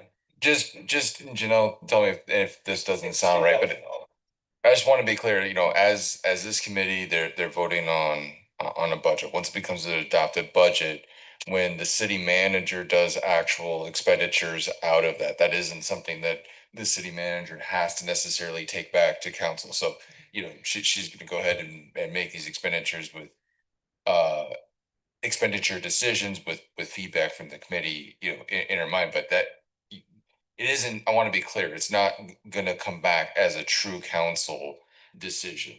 Well, and unless, as a council specifically directs, we're gonna put this in the budget, but we want to see this. I mean, it's still technically a city manager run charter, and there are certain expenditures that are within the Which is realm. Officially, yes, I can do Yes. that, but I will follow the direction of my bosses.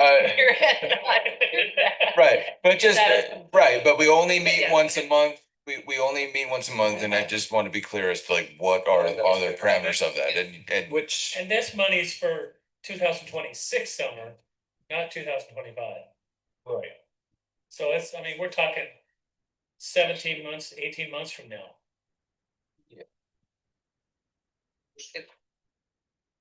Well, that's when the event will take place. They would spend the money well before that. Well, I'm sure they would, but still, we've got 18 months before, if they wanna wait say 18 months to get money, then Next month's on the power bill. I just would like to have, I agree with Mike, I'd like to have at least be real about it, just, it's going Parks and Rec. And it may be more comfortable for everyone if we've done this before. If you don't want to show it there, if you want to add extra miscellaneous in case they come in and satisfy you and you have more money to work with, we could do that. I think I would be, so any of them that we're unsure about, or we want people to come back, I think I would just make a miscellaneous line with a total amount, and then that way people can come back and ask. So then why not just create a community donations That's tab what and let staff take care of these applications and not waste 30 minutes arguing over 4 line items, $26,000 in the entire budget. Hey, it's fun.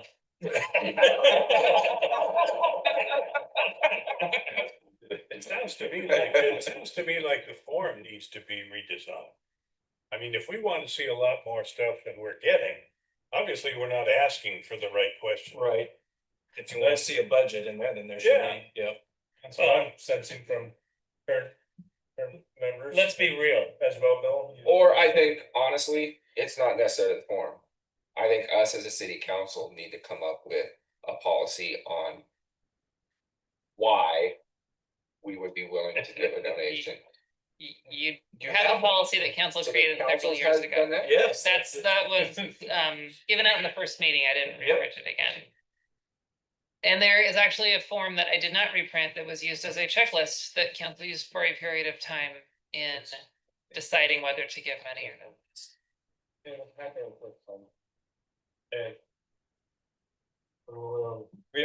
It sounded like we're still beating up North Wilderness. Earmark it and then hear more. Yes, what I heard is that do not, please earmark it. And you want 3,000 here? Yes. And I'm serious about my question. Does this group want to abandon going through this line item by line item, application by application, and create a single line item and allow staff to, with, direction? We've already got a policy. Technically, this is a single line item already. Yeah. And this is just how we get there. It's always most of the budget discussion. Yeah, exactly. It is. And it doesn't matter because staff's still gonna come back to us. True. And then we're gonna spend 30 minutes to 48 to an hour discussing it. Fair. Let's just do it. All right. Northwest Honor Flights, we gave 2,400 last year. I don't recall that they provided an application this year, but. Yeah, I got a question about that.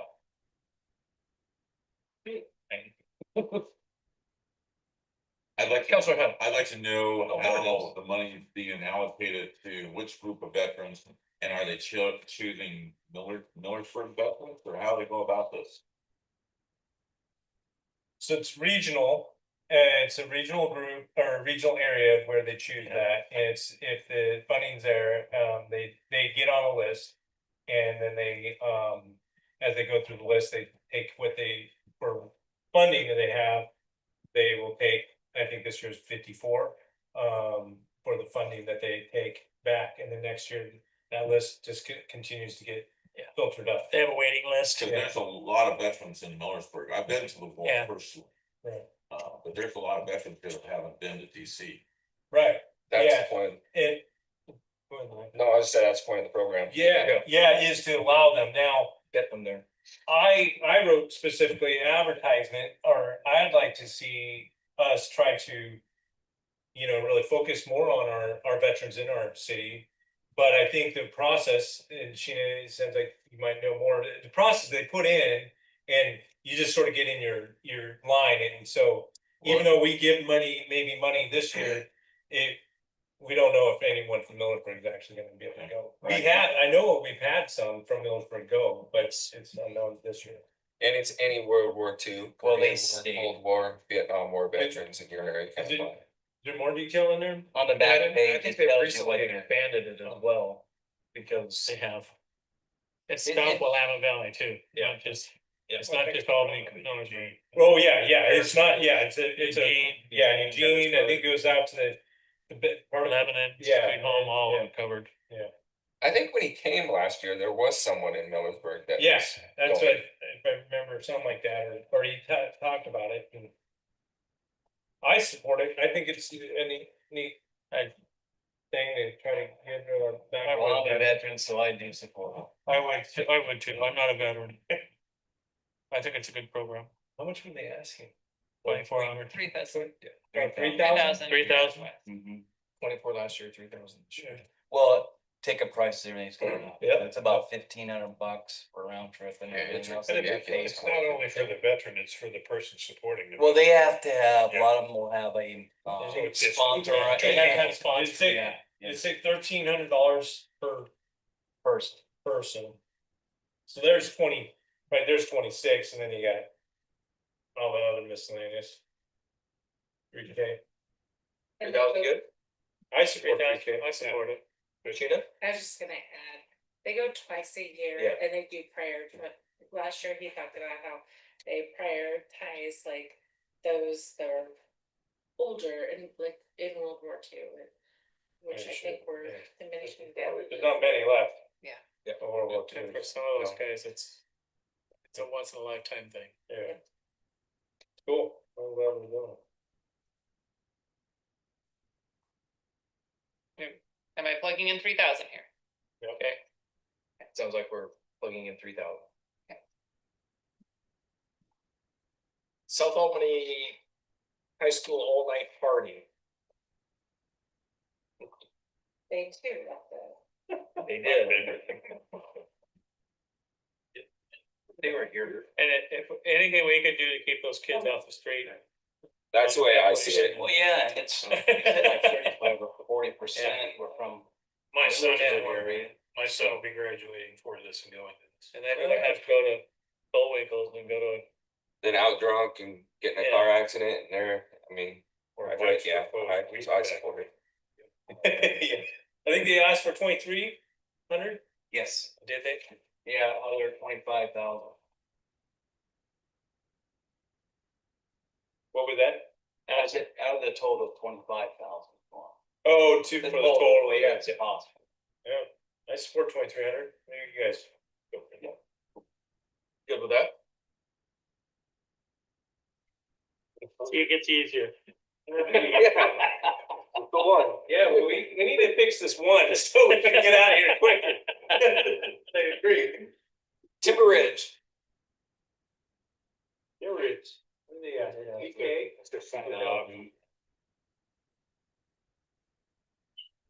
Yeah, that's their silent auction, and that's something they've had. Oh, that's a success. parent teacher. Yes. Has anybody gone to that? My daughter volunteers for it. Oh, She goes to Timber. I was thinking of trying to go to it this year, just to. She Because works at the carnival. yeah, cause it's, I mean, the whole event's only 3,000, I mean, and we're supporting a big chunk of that, so I sort of thought, oh, it'd be sort of, let's see what's going on there. Grade school kids go to school there. Yeah, yeah. So it's direct benefit to the community. Oh, yeah. I don't have any grade school kids anymore. No, my kids did go. They go there. They live in North Albany. Good club. So Okay. 2,000 to South or Timber Ridge. 23. No, 2,000. 2000. What was it? No, 2,000. Yes. It looks like it's with one and she Yeah, changed well, it. they do the house all I think so, 2,000 for Timber Ridge. Miller Cemetery Association, last year we gave them 5,000. We're asking for 5,500 this year. 5,500, exactly. Is that a 501c? Yeah, Yeah. I think all of us has. Anything we can do to help them, I think that's. I mean, he's doing what he can, we're doing what we can out there with not a lot of money. Well, I So whatever. sure don't want anybody that lives there getting out. Yeah, with that, I sure don't want anybody that lives there getting out. I'm not sure the funds you give contribute towards that. It's so kind of fancy now. But and The headstones keep I- them down. I talked to him after a meeting a little bit, cause he was really bummed he couldn't come. Like I said, he had surgery and, yeah, but, he really is trying to get that gate. In fact, I went out and measured it, and tried to get that a really nice gate. It's got a fairly okay sign, you know, a nice sign above, but a gate as well versus just a cyclone. So I think I support the 5,500. I think he's been doing really good work out there. That's me. That's the budget for me. I've driven by it, it looks nice. I mean, they're doing a good job of keeping it clean. It'll be a lot better, that's for sure. Yeah, it is. So 5,500 for Miller Cemetery Association. Yep, agreed, all right. Morningstar Grange, that's really not anything new, it's just reallocation of last year's funds to a different They didn't, project. they needed to do the roof instead of the septic Yeah. system. They didn't spend the money last year. That's one where you directed me not to give them a check till we knew more, and they were good with that. And then they discovered they didn't need to do that project, but they do need to replace the roof. So they asked if we would, instead of, that we would just move the money over to next year. So maybe this is the wrong time to ask a question, but last year when they came, they were gonna replace their septic tank. They don't need to. They don't need. Oh, they don't need. They to. found out from the county after, and he came in and told me the whole Yeah. explanation, but they don't actually have to do anything to the septic system. It's fine. They wanted to do something in their kitchen that would have required upgrading their septic system, they thought, but it turned out it didn't. Okay, awesome. Yeah, really, yeah, just a drop. Well, 2,500 is just a drop too, for a roof. Yeah, is that gonna be enough for a roof? No. Well, Oh, yeah. No, I just spent 10 grand last year. Yeah, yeah, so, but we do have reserve, we got miscellaneous, so, you know, they can come back to council and see if, you know, if they need more or help. I hate to see that get dilapidated and become a, you know. It's our only historical site. Yeah, yeah. Agree. Right, so. Okay. Yeah, pick it up, what did they ask me for? 2,500. What, pick it up to 3. Is it? Uh-huh. Walk by it every day. They're trying to use this to leverage to get other grants Did it last. as well. And they haven't asked for more, and we got room, they can, if they need more, they can come back and ask. We have a miscellaneous line item, we'll be discussing that. Maybe, could we tell them, it's like, cause if it's a match or something like that, if we can help with that. Keep it 25, but like, we got the miscellaneous, like, We can let them know that if they can always come back and make additional requests. if they want to. cause it's probably like a matching, like, or not a matching, but. I don't think they had it yet. They were just talking about Yeah. wanting to. I mean, if they Try to can get get a grant, additional. that'd be great, but, yeah. Cool. So what are we up to now? 29,300 now. So I would recommend that we just round this off to an even 30,000, so slap the surplus and miscellaneous, so we're now $6,900. Clean it up. Do you only want to have $600 or $700, sorry, in miscellaneous available if? 5,700 if you wanna make it 35. 35 is what we had. That $2,500 is basically from last year, right? Yeah. It doesn't, we don't, I mean. when we're doing a budget, we've got to look at it as if it's brand new, but yes, we didn't spend it last year. Zero, right? So we got 57. So we didn't give them any last year. Out of miscellaneous. Oh, I don't believe we spent any out of this. Okay. We would have come to you as council, so. Does that look good to everyone? So the notes is basically everything up there is good to go, other than Northwest Art and Air and Lynn County Fair needs to be, they need to report, come back and report in to us. It's gonna be council, is that what? It would be- Council. Yeah, there won't be another budget committee Yeah. meeting unless you want to. And Mike is schedule it. gonna draft specific notes. To ask. I'm just gonna ask. Lori online says that all sounds great to her. Okay. You said no one's online? Lori is online, Why? one of your fellow members, and she says she agrees with your analysis, all of your analysis. Oh, that Lori is on here. Let's go. I've been listening. Thank you. All right, Do you want me to continue or do you need a no, break? we're going to pause for 5 minutes for a personal break.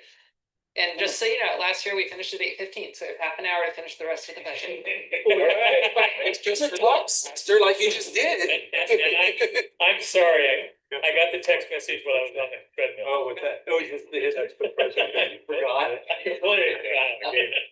Man, like, no, it's I had to make arrangements for it, I got to you. Yeah. Dead end. Plug it in, Yeah, like- only one file, this, okay. She was on hand. Oh, last time, you might be kind of interesting. Yeah. Well, that's good. Well, I think it's great.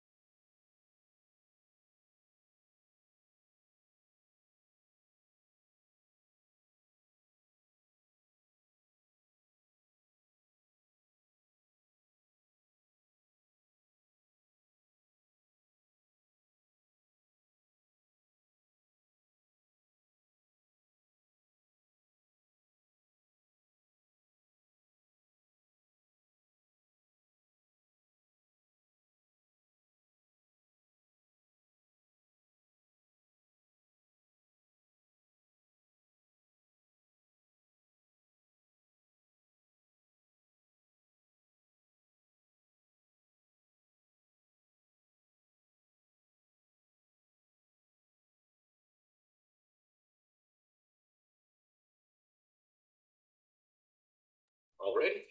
Already 5 minutes gone. Alright, I'm not used to our mayor being on lunch. alright,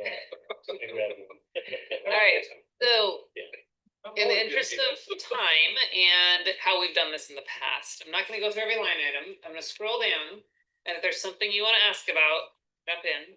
And there are a couple things I'll point out as we go through, a few things we caught after this week. Oh, is that a tax service? It's for, it's through COG, Senior and Disabilities, I believe, runs that. You have to qualify. And no, you don't qualify. Sheena knows more about it than I do. Colorado, actually for the city of Oh, Albany. sorry, yeah, do all that. And their transit program, and it is, for seniors and those with disabilities.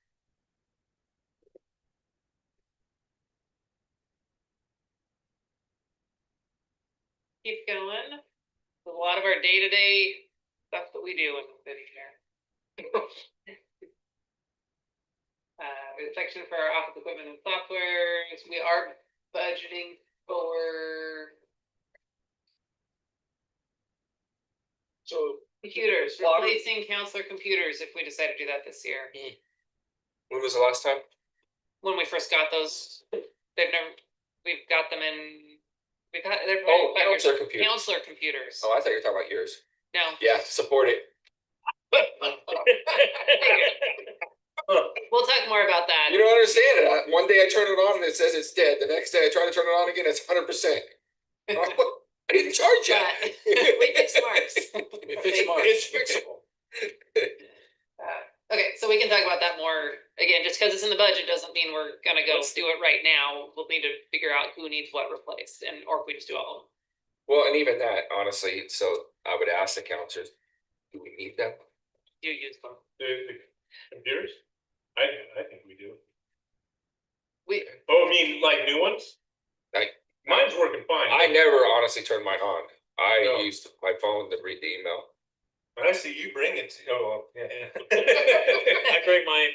I've seen you. Yeah. Okay, I just thought I'd ask. Yeah.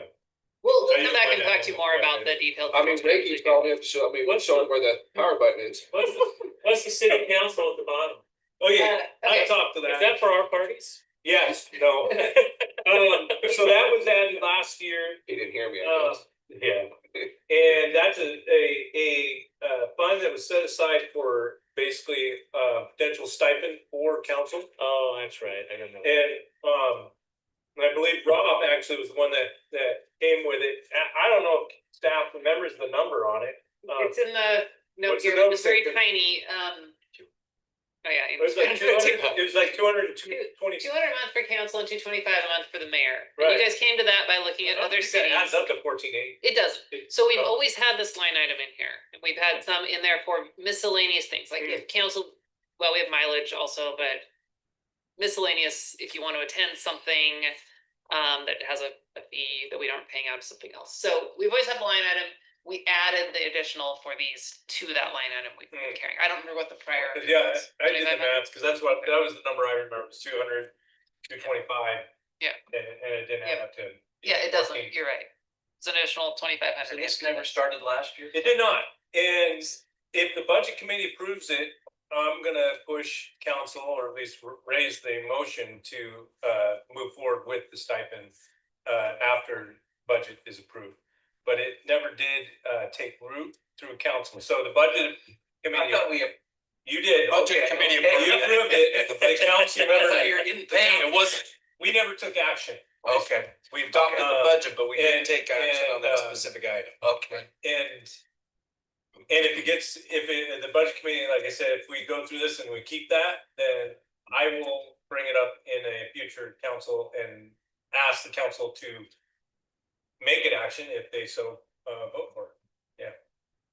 That's where mine is at. Yeah, that's. So can I ask a question on that to the city? Like, the city manager? Does this create more work on you all, or like, is there a tax consequence that you all have to withhold from this, or is a stipend you don't? I'm gonna look at Sheena, but yes. My understanding is yes. You'd become an employee. Well, it's income, so it's a tax. Well, it's taxable, but I didn't know if they had to do withholdings on it, or if it's just Yes, something we they have to report at the end. Depends on how much it is. They would have to. If it's under a certain amount, yeah, 200 months, 2,400 a year, that's gonna be. but if you paid it monthly, you're not gonna get any taxes held up, will you? Gotta have to have social security and Medicare taken Well, out. right, Isn't it that's that true, but no federal. Questionnaire, everybody would have to fill out W-4 and go through the whole process, just like an employee. And a counselor doesn't have to take it, if that's the case either. I know that was some of the councils last time. We'll figure that out on tax side. We'll make it happen. I mean, we're doing payroll every 2 weeks. It's only 5. Anyway, it's I don't think it's a ton of money, though. Yeah, it's not that big. Yeah, it's only 5 people. Yeah. I still. I say keep it, but a lot of, I will say this, a lot of cities, are going to stipends, for council.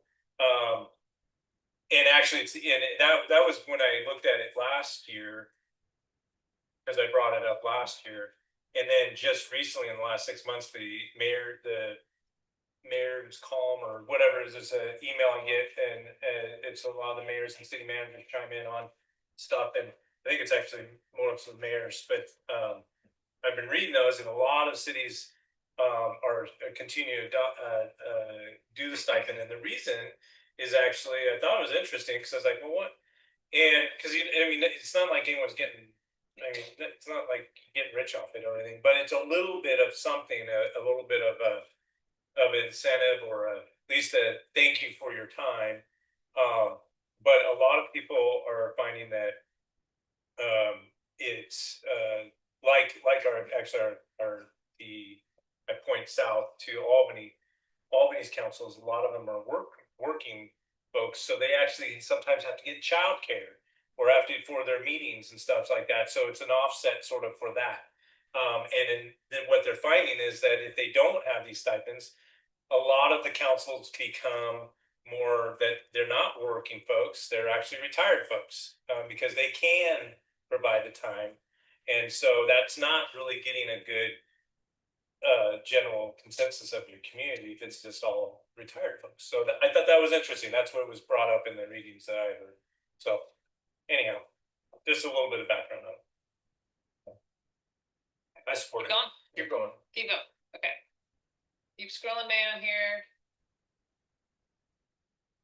Here is the 120,000 for the urban reserve study. It's going to be a significant study. We may not spend that all in this upcoming fiscal year, depending on how the timing goes. And that is the total of materials and services. And then we have capital, and these are the projects we've already gone over in the CIP. On the cell phone reimbursement, Yep. do the counselors get theirs reimbursed? Nope, this is staff. Just staff. But you And it's guys not all- all staff, it's staff who qualify for it. So we have a couple office people who don't get reimbursement because their cell phone isn't a part of their job duties, but for most staff it is. Okay. And it's $35 a month. Yeah, okay.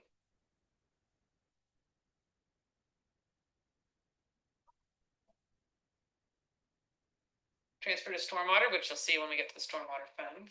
We are not transferring any out of the general fund to anything else.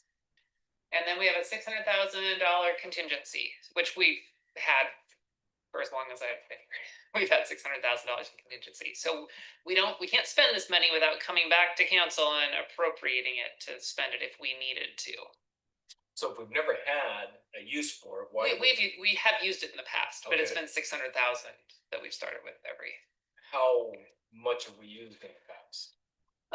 We have used it when, for example, the building fund has, we've had more construction than we anticipated, and so we had more faster. I don't remember the amounts, but probably a few $100,000 that we needed. So that comes, we appropriate that out of contingency to use in that year.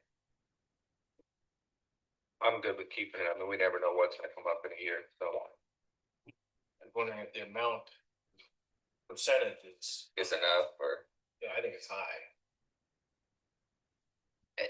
It doesn't, you certainly can change it if you want to. It's a little bit more difficult to use it if we had something big come up. If it's in contingency, it's fairly simple process. But whether you show it in contingency or reserves or unappropriated, it's still there. So let's say we had a massive water line break or something. What are we looking at for a cost in that? I guess I'm just trying to come up with something that could be an unplanned contingency that If we had a, well, we did have one. I wouldn't call it a massive water line break, but it was a water line leak for sure. Not $600,000 to repair it. To do the full replacement and, you know, fully fix something could be a lot more. This is more, and if we had a water main break, we'd be in the water fund looking at the contingency in there first, right? So it's more like, you know, if we had a big natural disaster, I suppose we could be looking at needing So some. what's the process if it's not in the budget? Since it's no longer in the budget, it's not just as simple as the city council disapproving an expenditure then? If we need to do a supplemental budget, it depends on how much and what it's for. So we've talked about a pass through before. That's a pretty simple, below a certain dollar amount amendment to the budget. The bigger the dollar amount gets, the more process is involved. So I'd have to pull up that stuff and walk through it, but you have a simple resolution. You could have a supplemental budget, which we've done.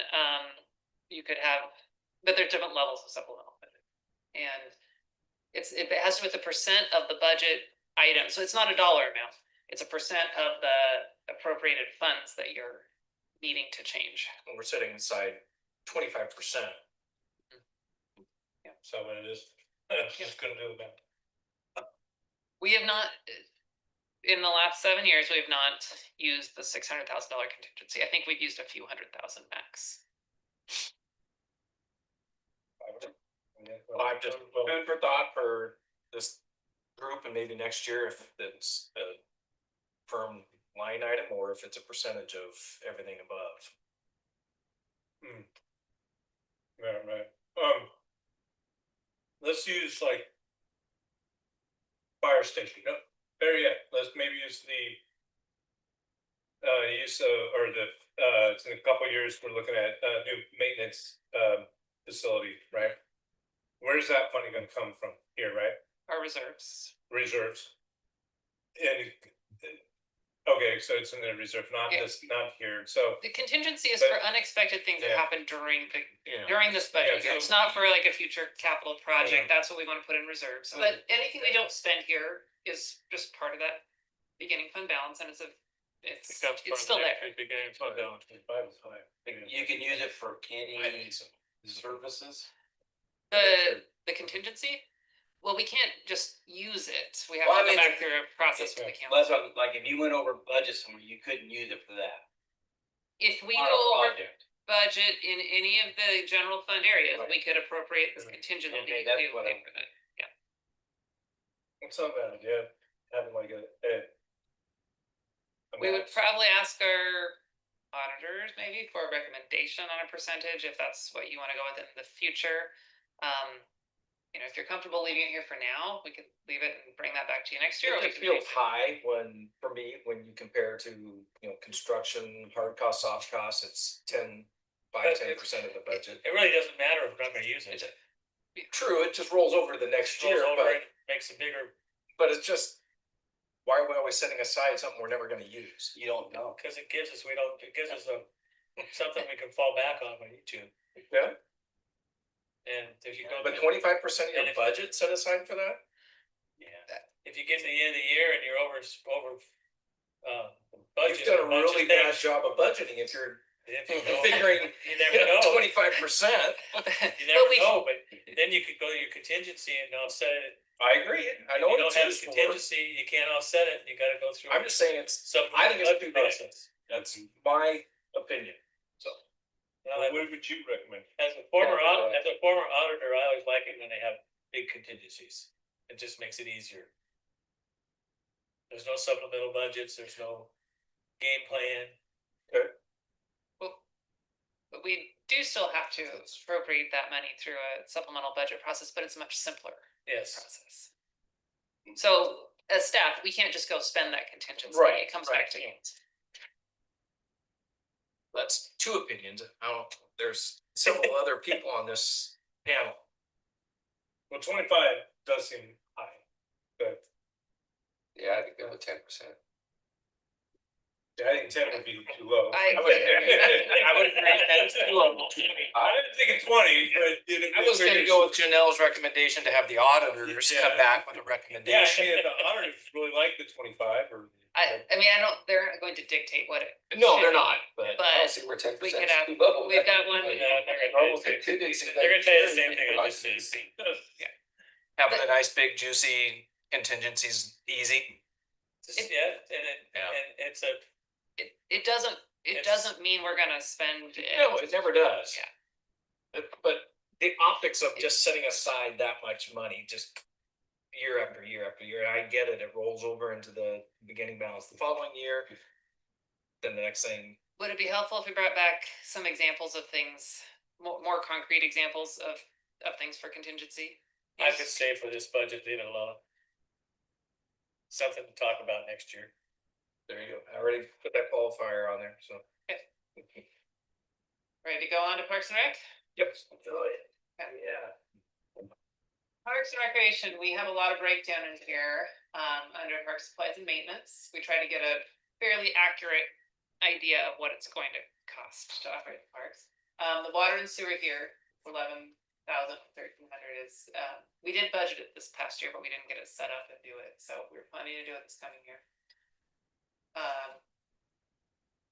The first line item is our citizen reimbursement program, where people can get reimbursed for turning in their receipts. If you're not familiar with that, it's up to $200 per household, 80% of the receipts they turn in. So we track that. And when they hit the $200 cap, then you're done for the year. But Millersburg has done this for a long time because we don't provide a Parks and Recreation service.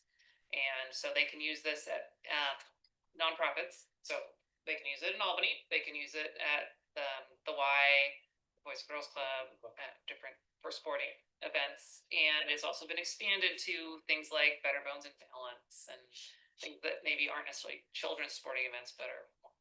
We're still allowing the library into there, right? That was in the general fund or the administration. I'm sorry, I skipped right over that. The library reimbursement is still. We got the list, right? It's here, Yeah, right? we have a list. Yep. And every once in a while, there's one we gotta look at, like, is that Right. and we use the same criteria. And that's something that we do at the staff level. They don't come. What's the electric out there? The what? The electric? Oh, yeah, you wanna look at the power. Shop power, we're estimating $4,200. Shop power. That one building down at the park. You know, that's what it's listed at, but that's not just the shop. Sorry, that should just say power. The restroom buildings, the lighting, and the shop, the shelters, everything. I'll just change this to power. So the reason I bring that up is there's been some concern with some residents on the fact that power and water are always turned on at that facility. And that's drawing crowds of individuals that are camping out there all day long, every day. And they don't feel safe. Now, I'm just bringing forward what I've been told. I'm not saying but it is a good point. I mean, they come hang out because they know they have free electricity and they have free all the water, and that's what they're doing. They're going over there, charging all their stuff up, plugging stuff in all day, filling up all their containers full of water, and then at night before the park, they finally drag I don't know if they're kicked out or if they just leave. I don't know. We don't allow overnight parking. We lock the gate. We have not, as far as I'm aware, we haven't had to kick anybody out at night, but when we do have a service that comes and locks the gate at night, and if there's anyone in there, they will ask them to leave. And I haven't heard of that escalating recently or even in the past, but so people aren't staying in there overnight. Water, I mean, we do turn off like drinking fountains in the winter. We're taking freeze protection, not trying to prevent people from using water. Power, we want to keep the lights on, the lighting there for security reasons. I don't know that we could separate. I don't know what the breaker situation is separating out, to a timer. And I'm just bringing it Outlets up. I that- mean, that's what's, I mean, I know there was some ladies that were concerned with their safety. Yeah. Would, not that I mean, this is your meeting, you can do whatever you want, but I don't know this is a budget thing so much as maybe a Yeah, discussion. no, for I was council. just curious on what we spent if we could. Yeah. Maybe just, separate it. maybe, Andrew check with Randy and maybe get a feeler for what he's seeing out there, from your staff. And then report back to council on that. Think it'd be worthwhile to find out a little bit more about. We do, I mean, people report to us all the time when they see someone they think should be there. It's a public place. I get it. And our deputies keep a really close eye. Just passing it out. Talk about security down at, you got 5G wireless router security system. We had that, we took that off. That was Right, last year. it's there, yeah, what, So there was, maybe about that one. okay, so there was a thought that we might wanna put cameras up in the park. Yeah. And we would need, the 5G router was to support that. The more we talked about it as staff, we're like, we're not sure what we want to put cameras on and how we want to do this. We can add this back in and we can work on it if that's something you guys wanna see, but we, it has not happened yet. I mean, where do you put the cameras? You're not gonna put them in the restrooms. You're gonna put them on the shelters. We don't have, we need a we need it to be wireless, right? And so that's what the system was. There just wasn't enough definition for us to feel like there was a need. Occasionally there's some vandalism, but it's pretty infrequent. What are we trying to accomplish with the camera system? If we want to do it, is what we'd like to know. But so we did not budget for it in this upcoming year. If you want to put money back in for it, we can do that. So the 5G was budgeted, but now it's pulled out because we don't have really a clear. Yeah, Direction. we put some money in the budget last year saying maybe we'll want to put some cameras in the park. Yeah. That was We about ever as had far as a we went. security audit done? Security audit on the park. We've had CIS do more of just the general park survey and inspection, but not from a security standpoint.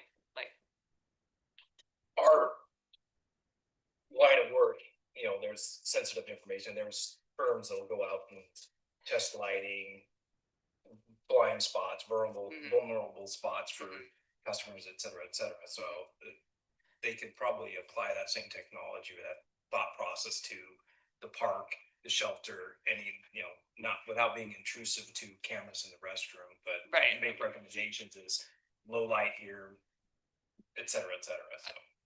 we have not done that. I think in the park, there's a balance between lighting for security, but not too much lighting because you have houses right Yeah, nearby. yeah. So if you want to put money in the budget for us to try to do something along these lines, we hear complaints every once in a while, or people concerned, I should say, but we really haven't had issues in our park other than occasional vandalism that I'm aware of, or, you know, there's accidents, you know, somebody runs into somebody, but, if you have concerns. Runs into a rock. Someone running. That's not what I meant. I know we had some vandalism to our play structure. We've had And vandalism. That was fairly expensive. It was. Could have easily paid for at least the 5G Was part. a booby trap started. Yeah, we have had vandalism. Yeah. If you want to try to cover the whole park so we could catch somebody in the action, I mean, that's gonna be a lot. I mean, where do you cover, right? That's the. And we're still not gonna catch them. We're still not gonna prevent it. Right. And nobody's monitoring it. I mean, best case is we can go back and see a video later that's probably got a grainy face on it. If you catch the face at all.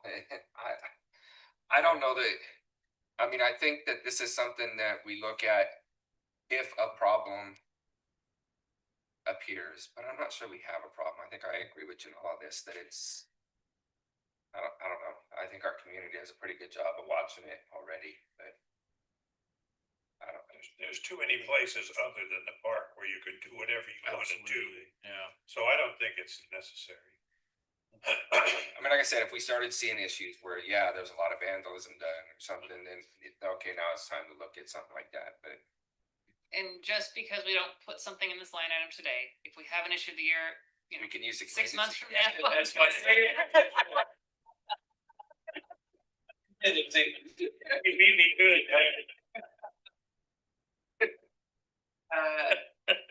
We are looking looking at upgrading the tennis court lighting to LED, but not create too much brightness for the neighbors.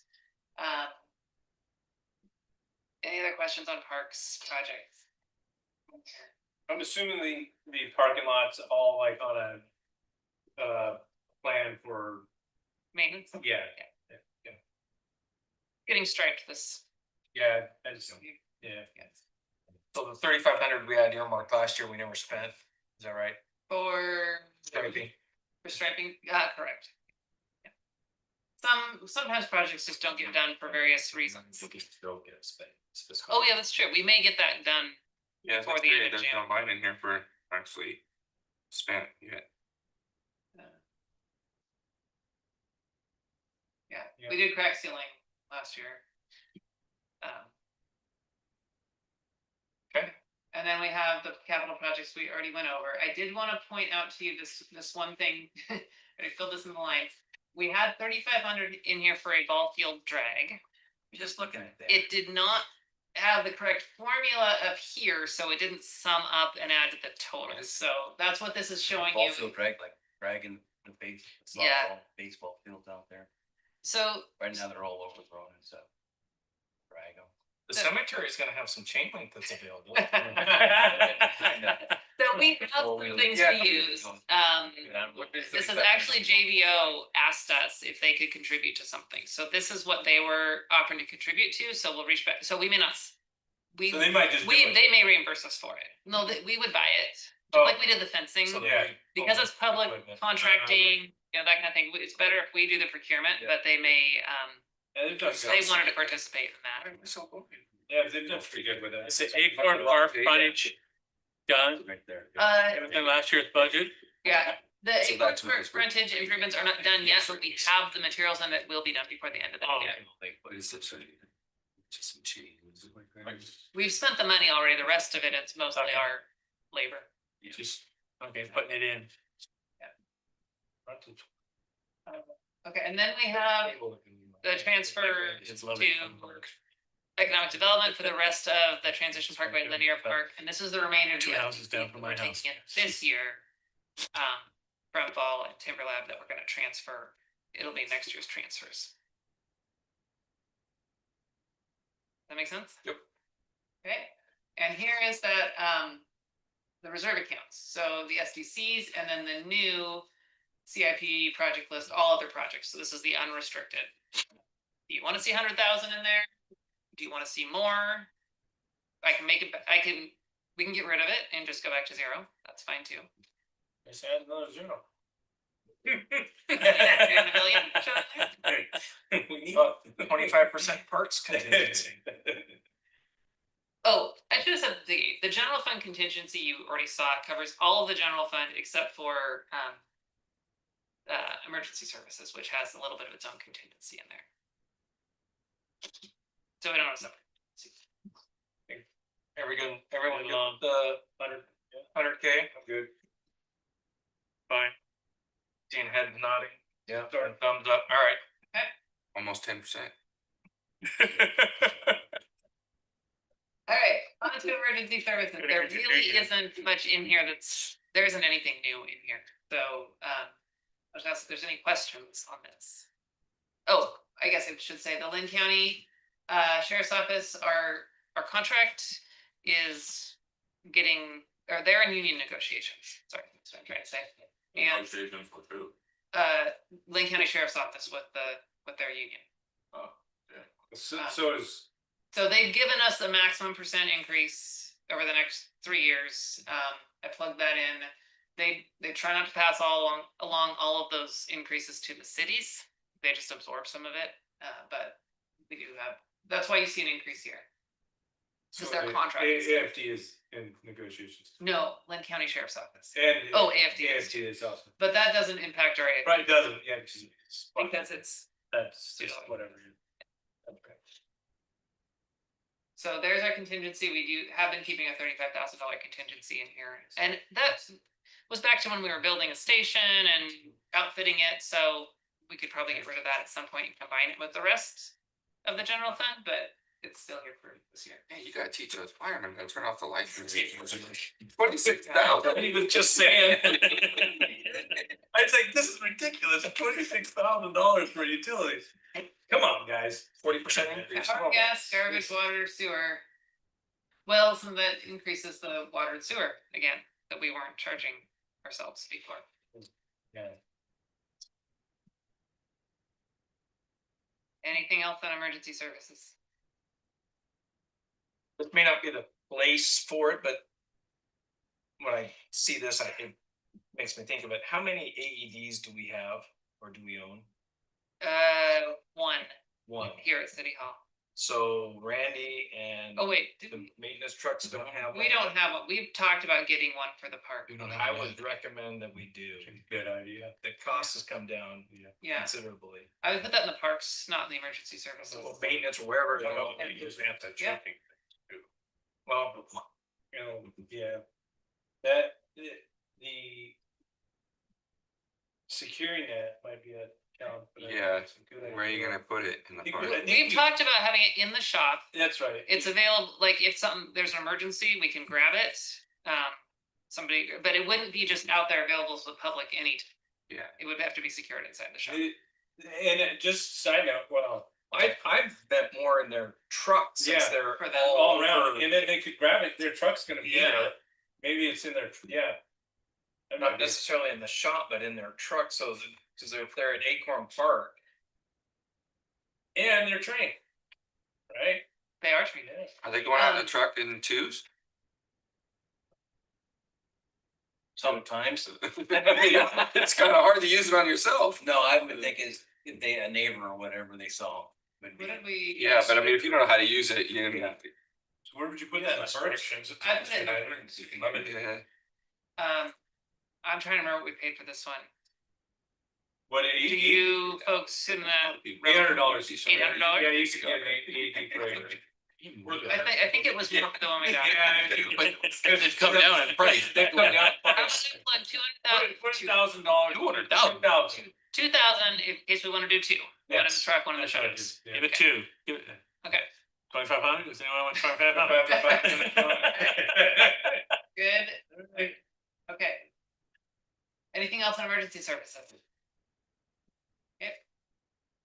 Building, I think we looked at all of it's already passed through for gaps, or for the school excise tax, and Albany Fire does have some review fees on certain kinds of projects that we also pass through. What's the pass through for the school? It's the construction excise tax that we have to collect with each building permit Okay. based on square footage. So this is a guess. We wanted to plug something in here. So isn't the permits and stuff, didn't you say that's done online now? The Lynn County, so if you see the second line payment to Lynn County Building Department, used to be a big number. Because those pass through us as well. We would take in the payment and then transmit to them. We would keep a percentage. Now they people pay them directly and they pay us our percentage. So that's kind of nice. Well, yeah, but what I'm getting at is when they collect the payment, why don't they pay us our portion and they pay the school their portion instead of It's how the the money moving 20 times? people have to. I think it has to do with how it was Keeps accounts. adopted in Efficiency in statute. government. Don't you work for the government? You gotta show. And these are the exact same questions I ask. Why? It makes no The sense. city does get to keep part of that as an administrative fee to pay us for our time to do all that shuffling. Yeah. 100%. But So it's not coming at a loss to the city. No, but it's still just one more step that it shouldn't need to No, take. we do have to collect other things with building permits like SDCs. So we do it all at once on one invoice. Yeah, We just added it, Okay. but it does seem a little odd. We got to hand off the building permit part, but not the construction tax part when they went to electronic. Okay. Equipment replacement, this is purely a reserve fund. There's no money proposed to be spent out of this, but we are showing that we're setting money aside for equipment replacement. Here at City Hall, Parks and Rec, and then we started building this up last year, facilities renovation, expansion and replacement. So this could be City Hall expansion, this could be the park, future park maintenance facility. So if we start showing the money in here that we're planning to spend on it, then it Shows, that money's intended for something, it's not just generally money that we have left over unappropriated. I did increase this year. If you want to leave it there, drop it down, make it more, that's fine. You guys like these numbers as they are right now? Does it set us up to meet our goal in 2 years to be ready to take action on, facility for park or I guess to say that this is for, would this be for the parks? Yeah, for that. You Could could be use for it. the shop. Could be for the shop. If you wanted to show this year, setting aside $750,000 for that, which is what we're showing in the CIP, you could do that right now. We could put that in here and say, see, that money's already set aside for that future. It doesn't change the amount of money we have in the bank. It's still gonna be there, whether it's in this reserve or in the unappropriated. If we want to show where that money is intended to go and that there is a use intended for it, this would be the way to do it. But we haven't cited where we want that to go. Yeah, yet, so a slow step up Yeah. is probably Yeah. the better way to go. Yeah. a little bit each year. Yeah. We started this when council said, well, we should be setting money aside for replacing equipment at the park, things here at City Hall, so that's what we did. Okay. Celebration, this one's very simple. We're showing $30,000, which is what the city has decided to allocate in city funds toward the event in the past. They're not gonna spend it. Just curiosity, how much did that show cost last year? The drone show, Yeah, the drone show. the same one we're doing this year. Yeah, 12,500. Okay. Yeah. 12,500. And we have paid the first half of it already this year, so that's It's coming trying out to of get this year's budget. ATN to help out a little bit. All right, we're ready to go on to the street fund.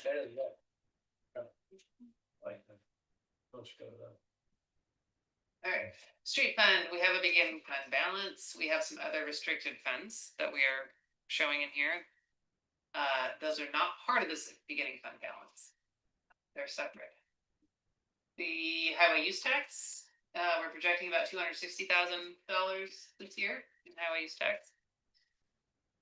Grants, we first plugged in here $35,000 for the transportation system plan update, which we had been already awarded through COG for next year. Or Info, yeah, COG Info. Andrew has been working with them to get that increased, and we know now it's going to be increased to 90,000. So we can go ahead and put that in the budget now because they've made those decisions at the meetings. So question. The highway use tax, is that the fuel tax, That's the our fuel portion of it? Yep, that's the part we get from the state. So in theory, if the tax is going to increase by, what's it increase by? 50%. 50%? Go from 40 to 60 cents. We should go from, I mean, granted, this is when fully implemented. We should go from 260 to, I can't do public math, 390? Yeah. Yep. Yeah. Over the course of however many years, that was gonna be, I wanna say 7 or 8. Six, Yeah, might be 8. 6. Yeah, 6 or 8. Years, yeah, it passed. That passed. If it, There's no bill yet. It's still stuck in committees. That's where it's gonna stay. so yeah, we propose making that change in the budget, since we know we're gonna get 90,000. If we can spend it and get reimbursed this year. We are not projecting and bringing very much in SDCs in, but maybe a little bit. Here, our street sweeping, we did another look, well, Andrew did another look at the numbers for that, and our contract is set up with 2 2-year renewals, so we're about to do one of those renewals and realized we needed to bump that up just a little bit, so we'd like to propose an increase to $38,000 instead of $35,000 in next year's budget.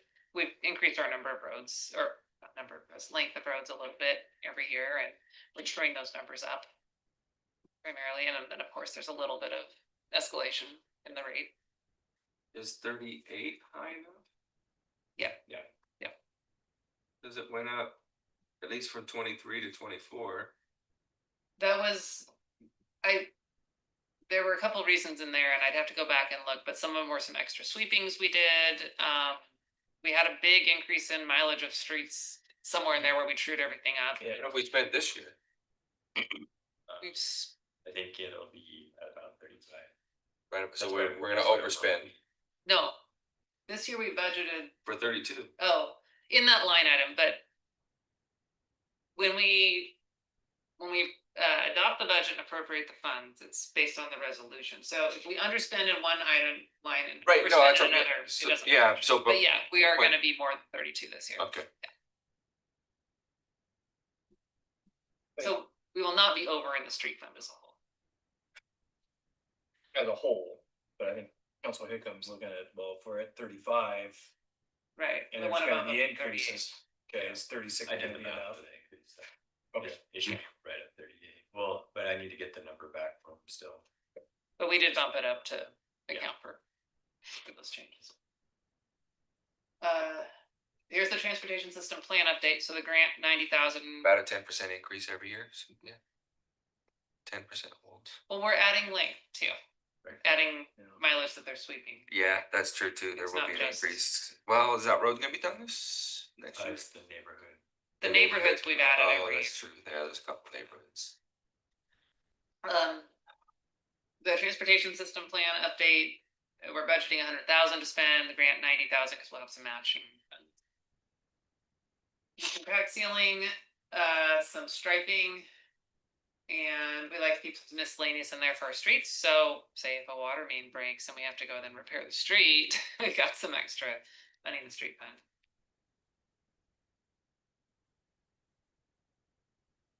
Is there a flashy little, oh, there it is. Is that right? What are you looking at? The, Woods Road crossing? Yeah, that's the crosswalk we talked about. It's not a beacon, flashing beacon one, it's a regular crosswalk It's 80. with an ADA ramp. Is that on both sides? Instead of $100. So- Exactly, I was gonna say. Just So for this is- flashing lights. This is at Still, what? Evergreen. at Woods Road, so we have ramps on the Evergreen side, right, on both. Right, but what I'm saying West is the side. crosswalk going to go from both corners across, Just one. just one. Yeah. Okay. It's expensive. Yeah. The ramp is the expensive part. Yeah. Yeah, it's not the striping. Yeah. Okay. It's still just a couple bags of concrete. You gotta cut it up. Just saying. Roll up your sleeves, let's do it. 12,000 is a lot. When you get done with the That's not cemetery. that- Yeah. You gotta cut it up. You gotta half it. What was that? Less than half. It's for 80. Does it make it better? Well, how much Makes did it it cost worse. to pour the concrete for the cornhole?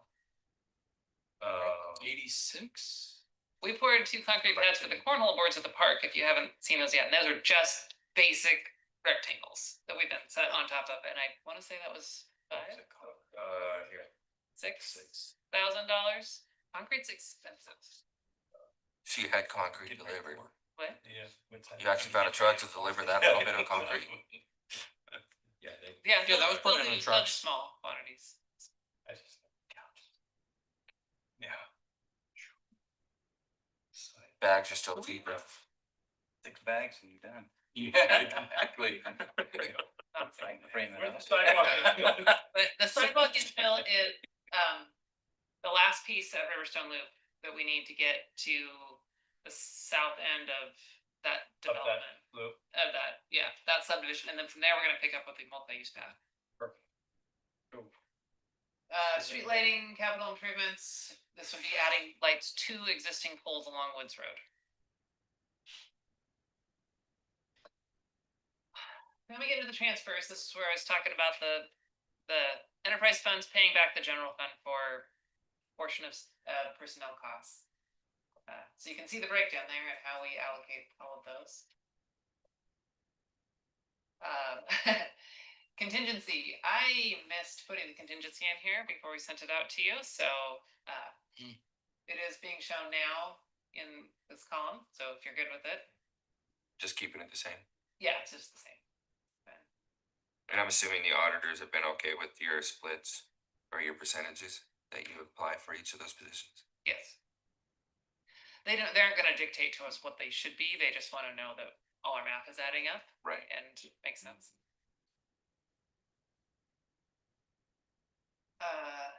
Then we have capital projects, again, we've talked about all of these. Talked about all of these. Any questions? On street fund?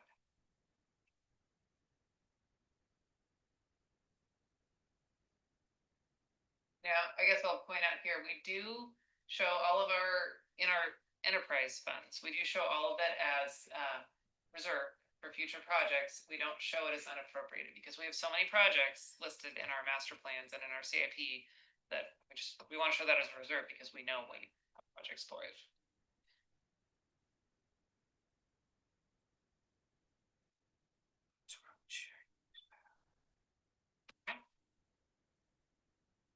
Keep ready to go on? Okay. Stormwater, this is a pretty small fund. We have a little bit of beginning fund balance that all came from transfers from the general fund in the first place, over the last few years. We are going to need to transfer an additional $147,000 to meet the requirements of this fund this year, and a little bit of interest. We get some system development charges, but again, we can't use those for any of the maintenance or operations, and we're not proposing any capital projects in stormwater this year. We like to have some money in here for engineering and inspection because those things happen throughout the year where we need support.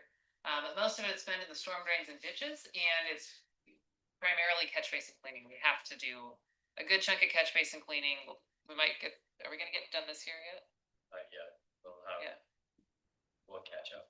Andrew's got requests for proposals out right now, for companies to do this work for us. The challenge has been disposal. They have to dispose of the material, and the one that we worked with doesn't have a way to dispose very easily, so we had to go back out and get just general quotes. These catch basins? Okay. Talking about?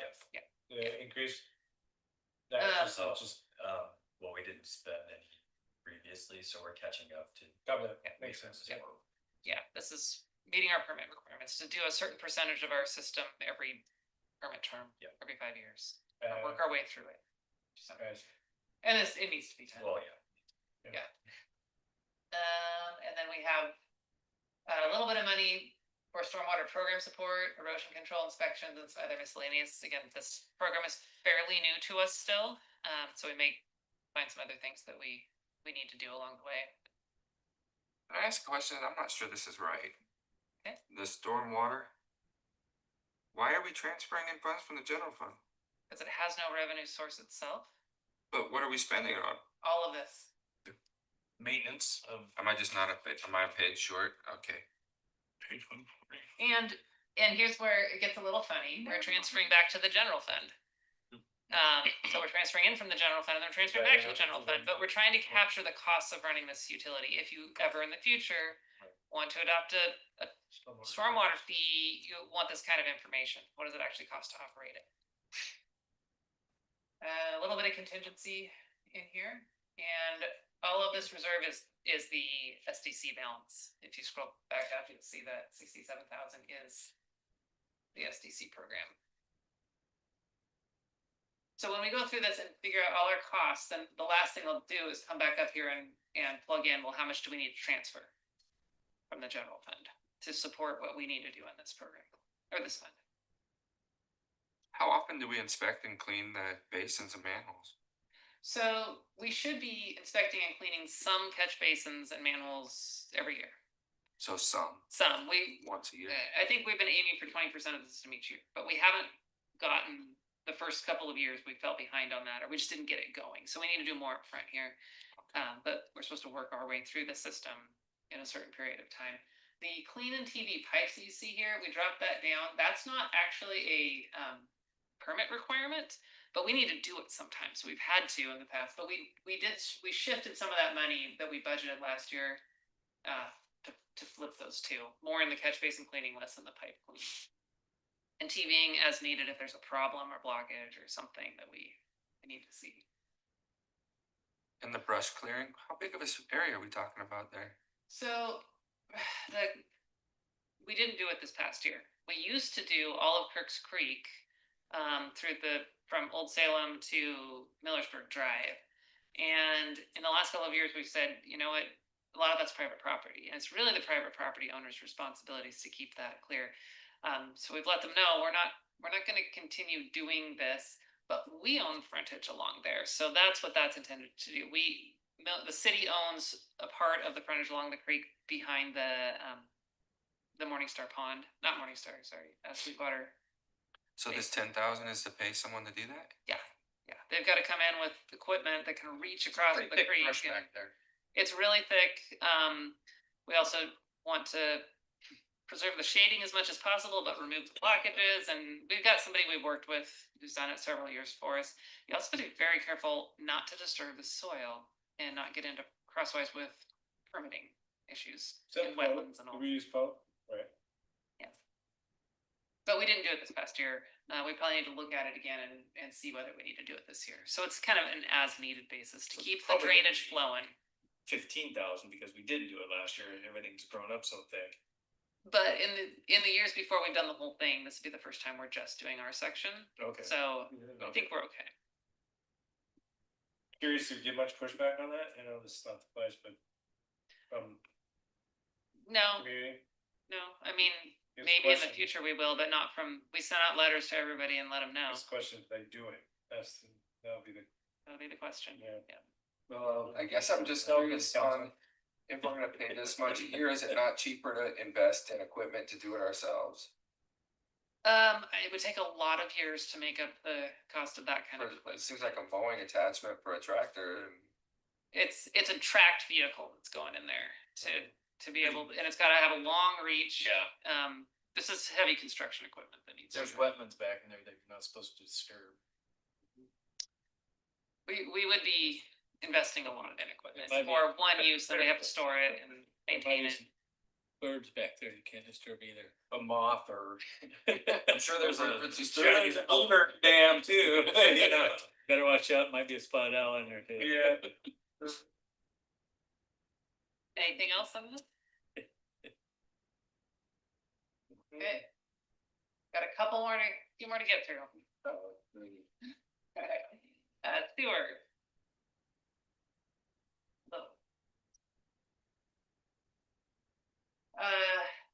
Beginning fund balance, we've got a healthy reserve in there right now. And then our sewer use fees, this is what everybody's paying for the sewer usage. We do have a loan that Albany is still paying us for, and then a loan we're paying them for. So I should have mentioned it before, I think we said last year, our water loan was done in December, so that, we have no more debt service in water, but in sewer, we still do have some years left. This was from the expansion of the plant and Talking Water Gardens years ago. System development charges. Similar to what you saw in stormwater, similar categories. Operation and maintenance of the sewer plant. So this is, we paid Albany for our share of the flow that goes to the plant, and they bill us quarterly. And then our collection system, we also, most of this is paid to Albany. We pay for the flow monitoring directly to the company who does that. The inspecting and cleaning, inspecting the collection system and manhole inspections. Those are things we work with Albany. Their staff do it. And so every year we have a meeting with them about what we're gonna do this year, what we need done, when they can schedule the work and get estimates of the costs. So we need to be working our way through this system as well with cleaning and inspecting. And especially the manholes, we wanna hit those this year a little bit. We didn't do much this past year.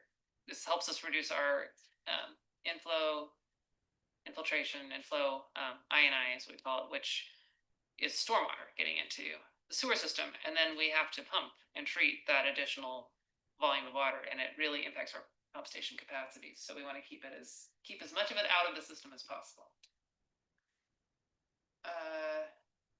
And with the issues that the city of Albany might be facing, is that maintenance line item sufficient? Which one are you looking? 45, maintenance, city of Albany. Oh, the 45,000 here. Yeah. Oh, this is for them doing maintenance on our system. Okay. You know, we would be paying them for. That all falls under capital. So this is the collection system, so all the pipes and pump stations that get the water, the wastewater to the treatment plant, we own all that. And we pay them to help maintain, of course. The treatment plant will pay for our use of it up here, and then any projects we pay for under capital. But we have a 10% share in the treatment plant, so we pay 10% of all capital projects. We don't pay 10% of the usage every quarter. We pay based on the flow that's measured, and it's usually around our use is 5 or 6% right now, usually of the flow. Okay, so you get into capital projects. These are the wastewater plant projects that are coming up. This is our project, sewer lift station upgrades. This is looking at replacing the pumps at ATI to increase the capacity. I think I skipped right past. No, I guess those are the same.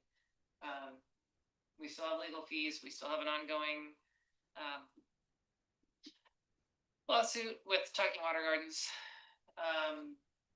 And it costs this power to run the lift stations is what that is. Then give our debt service to Albany, so they pay us some, we pay them some. Then we also pay DEQ for the loan that Albany's paying us for. Transfers.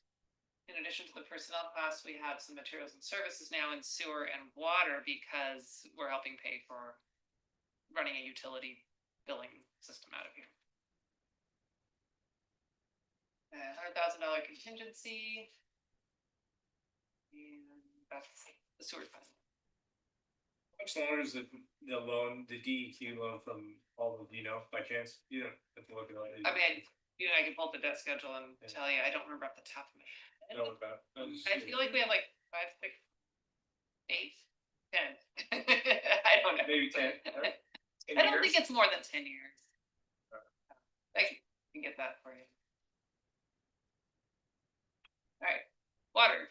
Water is very similar to sewer and how the fund is set up.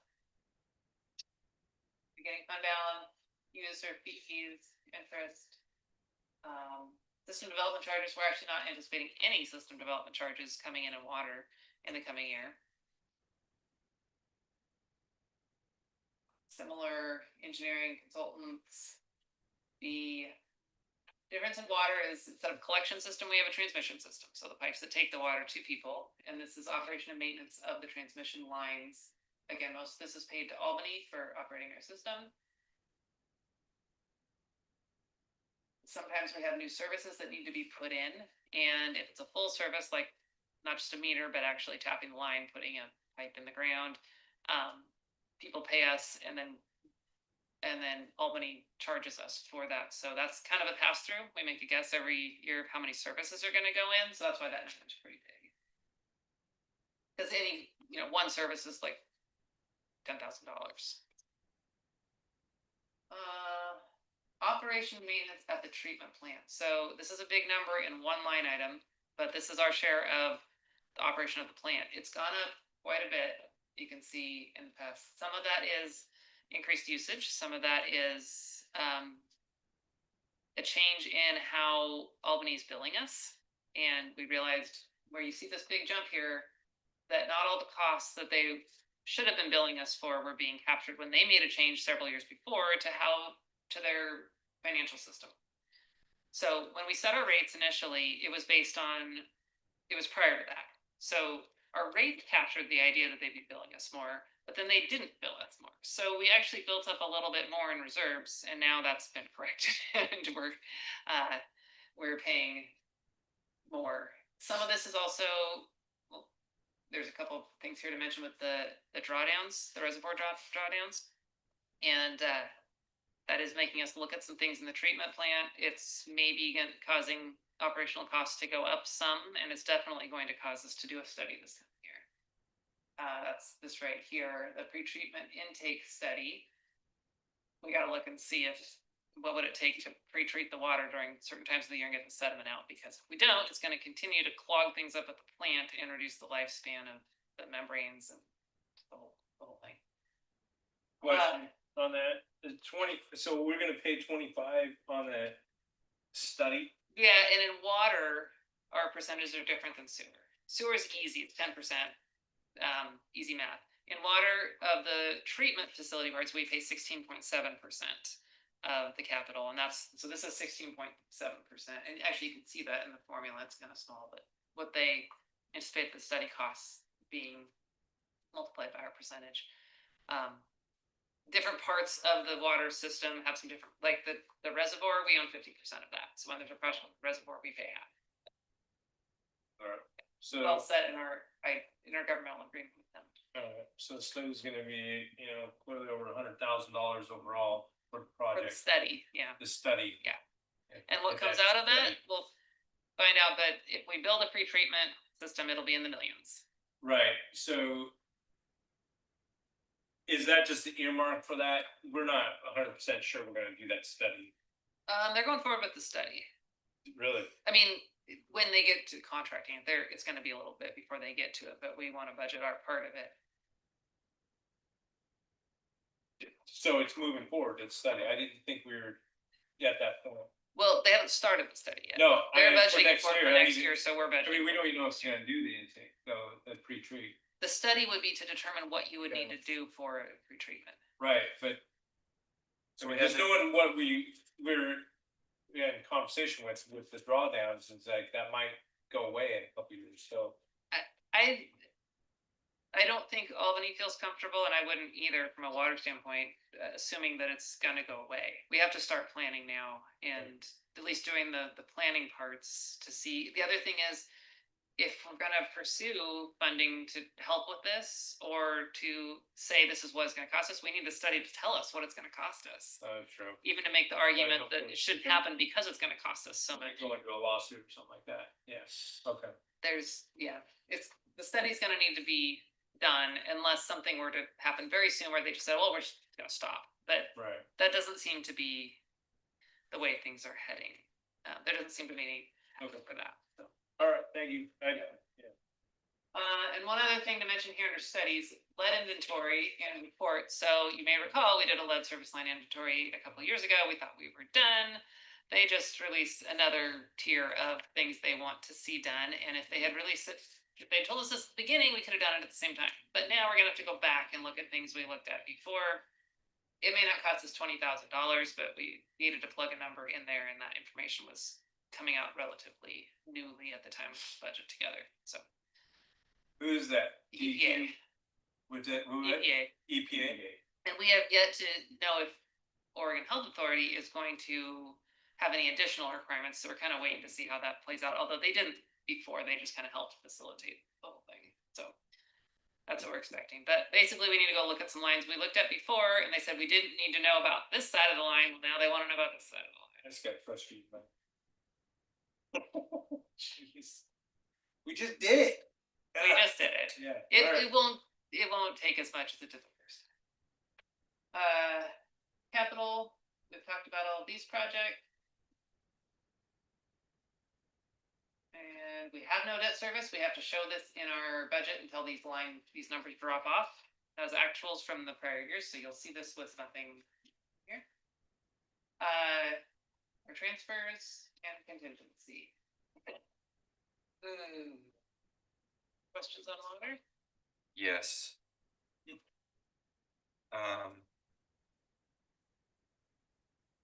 I am not convinced that we don't need to do a water rate study, because I think we charge too much.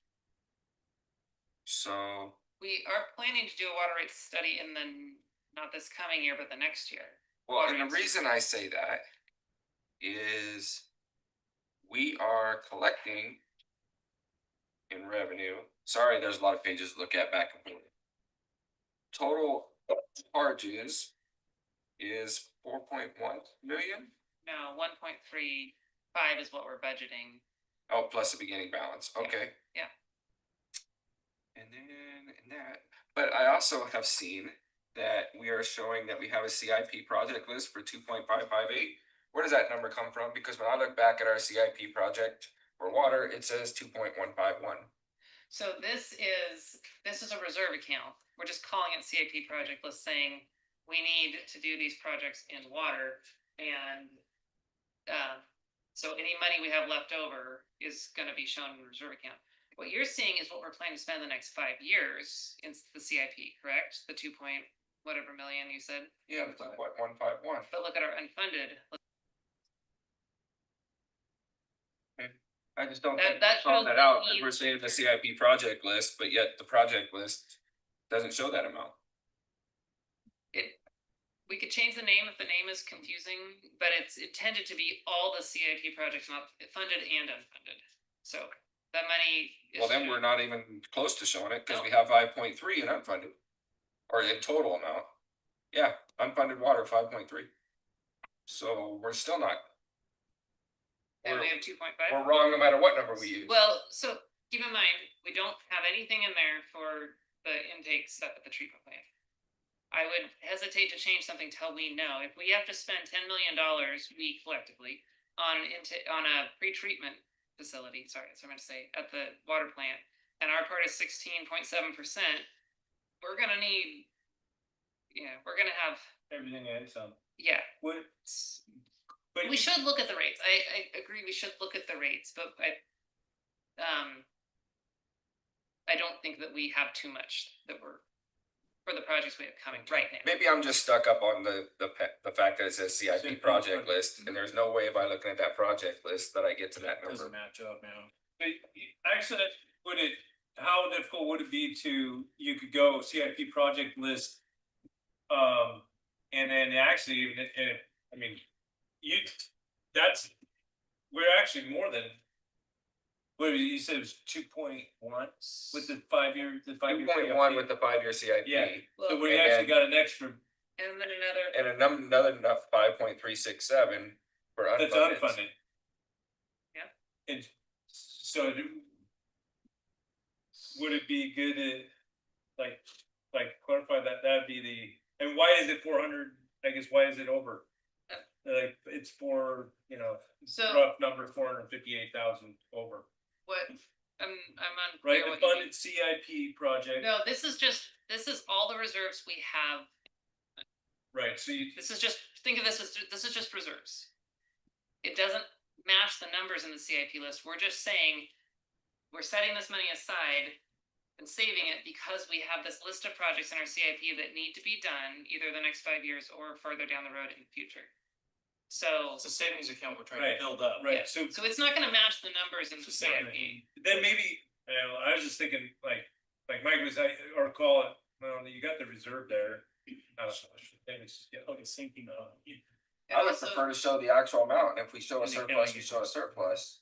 Or vice versa, if we're overspent, let's show it in the budget, so it calls it out that this is where we need to focus. Well, we don't show, in the budget, our revenues and requirements have to equal. Right, so we can't show in the budget that we're gonna spend more than the resources, sorry, not revenues, resources and requirements. We can't show more requirements than we have resources in 1 year's budget. That's what the CIP is for, is to look at that longer projection. We can change the name of that if you'd like. I mean, I get what you're saying, I'm just, not that I guess many people look at this, but I know some do, and I know I'm looking at it and going, that doesn't. But I get what you say. I mean, if you feel more comfortable with it, we can change the name to Reserve for Future Projects. Or something like that, if the name and numbers are not lining up for you. or you can use a accounting term, call it a sinking fund. It's- Nobody understands. Nobody knows what. Except accountants. Okay, so the CIP project list, that's reserve plus our projects that we have listed. It's everything that's in the CIP, Everything. all the future It's projects everything. we need to. Yeah. Other than the unfunded. It's just what's left. No, You could include that. So we're but- putting all of our excess funding into the CIP, is Yeah, basically what we're doing. We're showing reserves that says we have more projects in the CIP than There we go. we have money for right now. We're showing this money set aside. Gotcha. Are you Yeah. comfortable with leaving it as it is now? Move on? Yeah. Maybe not. Yes. That doesn't, Just 3 questions. that doesn't show that though, that's what I'm saying. we're not showing in here that we have more requirements we have budget for, because don't right now, revenue and current resources matches our requirements. For a given budget year, it has to, For this year. for this year. The CIP list is for more than this year. No, the CIP list is for less. No, No. The entire list covers more years than one, Right. 2.1 million for 5 years. but we're not earmarking the 2 for years 27, 28, 28, 29, 30. Well, then this number should be a heck of a lot smaller then. Cause if we're only looking at 1 year, it's only like 200,000 for the next year. This is what we are saving towards all that on that list. Is that a better explanation for you? Cause it's in the reserve. No, I know what it's for. What she's saying isn't matching up. That's what I'm trying to say. We're not showing an excess. It's using the same term for two different things. Yeah, Got it's- apples and oranges, and she's calling them all bananas. alright, do you want me to change this to say, Well, I guess I was just wondering, could you add a line underneath, you got CIP projects. There we go, look at that, future projects. do you like that better? Yeah. And you throw in there future CIP. It's sinking. Future CIP projects, or you can even do that, What's that? future CIP projects. But yeah, I was just thinking you put reserve underneath that and then It's reserved right above it. It's a reserve account, but if you want reserve in there. Excess or whatever, yeah. Okay. It's bracketed by reserves, reserve accounts, future projects, total reserve accounts. So, Alright. so, I'll just say this, we have this in street, storm, sewer, and water. So, we like to keep them things consistent, so I'll go ahead and make the changes in all the funds. Yes, please do. Alright, the last fund is the economic development. This is all about Transition Parkway right now, so. We have beginning fund balance, this is mainly property sales. We have grants that we are now expecting to get through reimbursement over the next year. We expect to be able to get all of that money in the next year. It should be in the next fiscal year. Transfers in, we have some SDCs we're still transferring in, like we talked about before, from street and parks. And we get some interest off of it, although we are spending it down like we talked about before, so this is not the interest rate on the whole. We do keep some, besides capital, which is most of it, we do have some money in here for wetland consultants and radon consultants, because we're still dealing with that to some degree, legal services, if we were to, we still have agreements that we're working through and finalizing. And then master planning for the commercial area we have under here. Love it. Want to move forward with that? Yeah. And then here's all the capital we're planning to spend on the Transition Parkway, and I think we talked about this before, but if you add up the prior year and this year, this is not the project cost.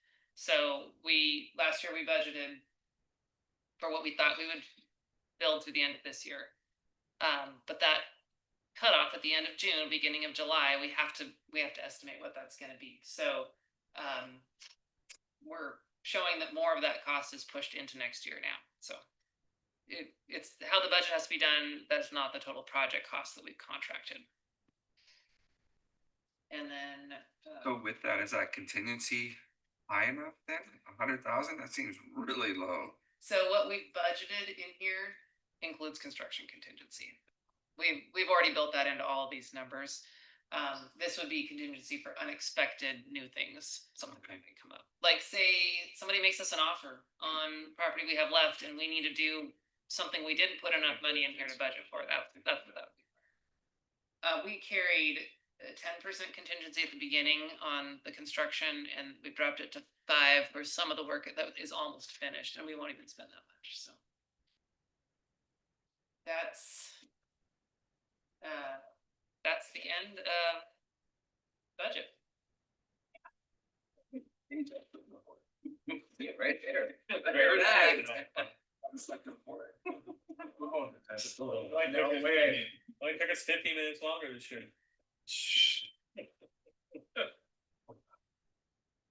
No, it's 5 after, it's 50. Thank God we went an hour longer last week. It's a good thing you're a half hour late. You didn't have to feel it all. was on a treadmill. Don't we have a open for public comment? Anyone online? No, sir. Anyone in the audience? No. All right. Entertain any motions? Can I clarify something before you make a motion? So last week, when we looked at the CIP, there was a recommendation to move the park ball field drainage project up a year. Right. We don't need, I don't know, we don't necessarily need a motion to that, but I want confirmation if you're going to say, motion to approve the budget and CIP as modified, that modification for the CIP is intended.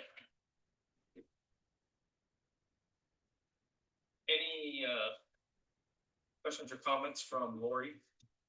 I'm checking.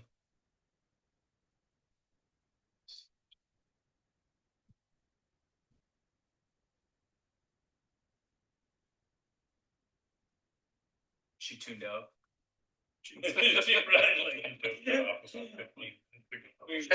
says she has no further comments. Get another glass of wine. And I don't blame you, Lori, that's. Are we up for that?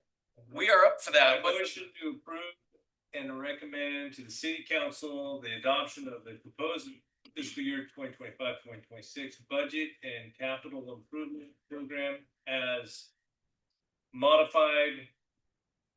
I'll leave it at that. I second that. any discussions? All in favor? All opposed?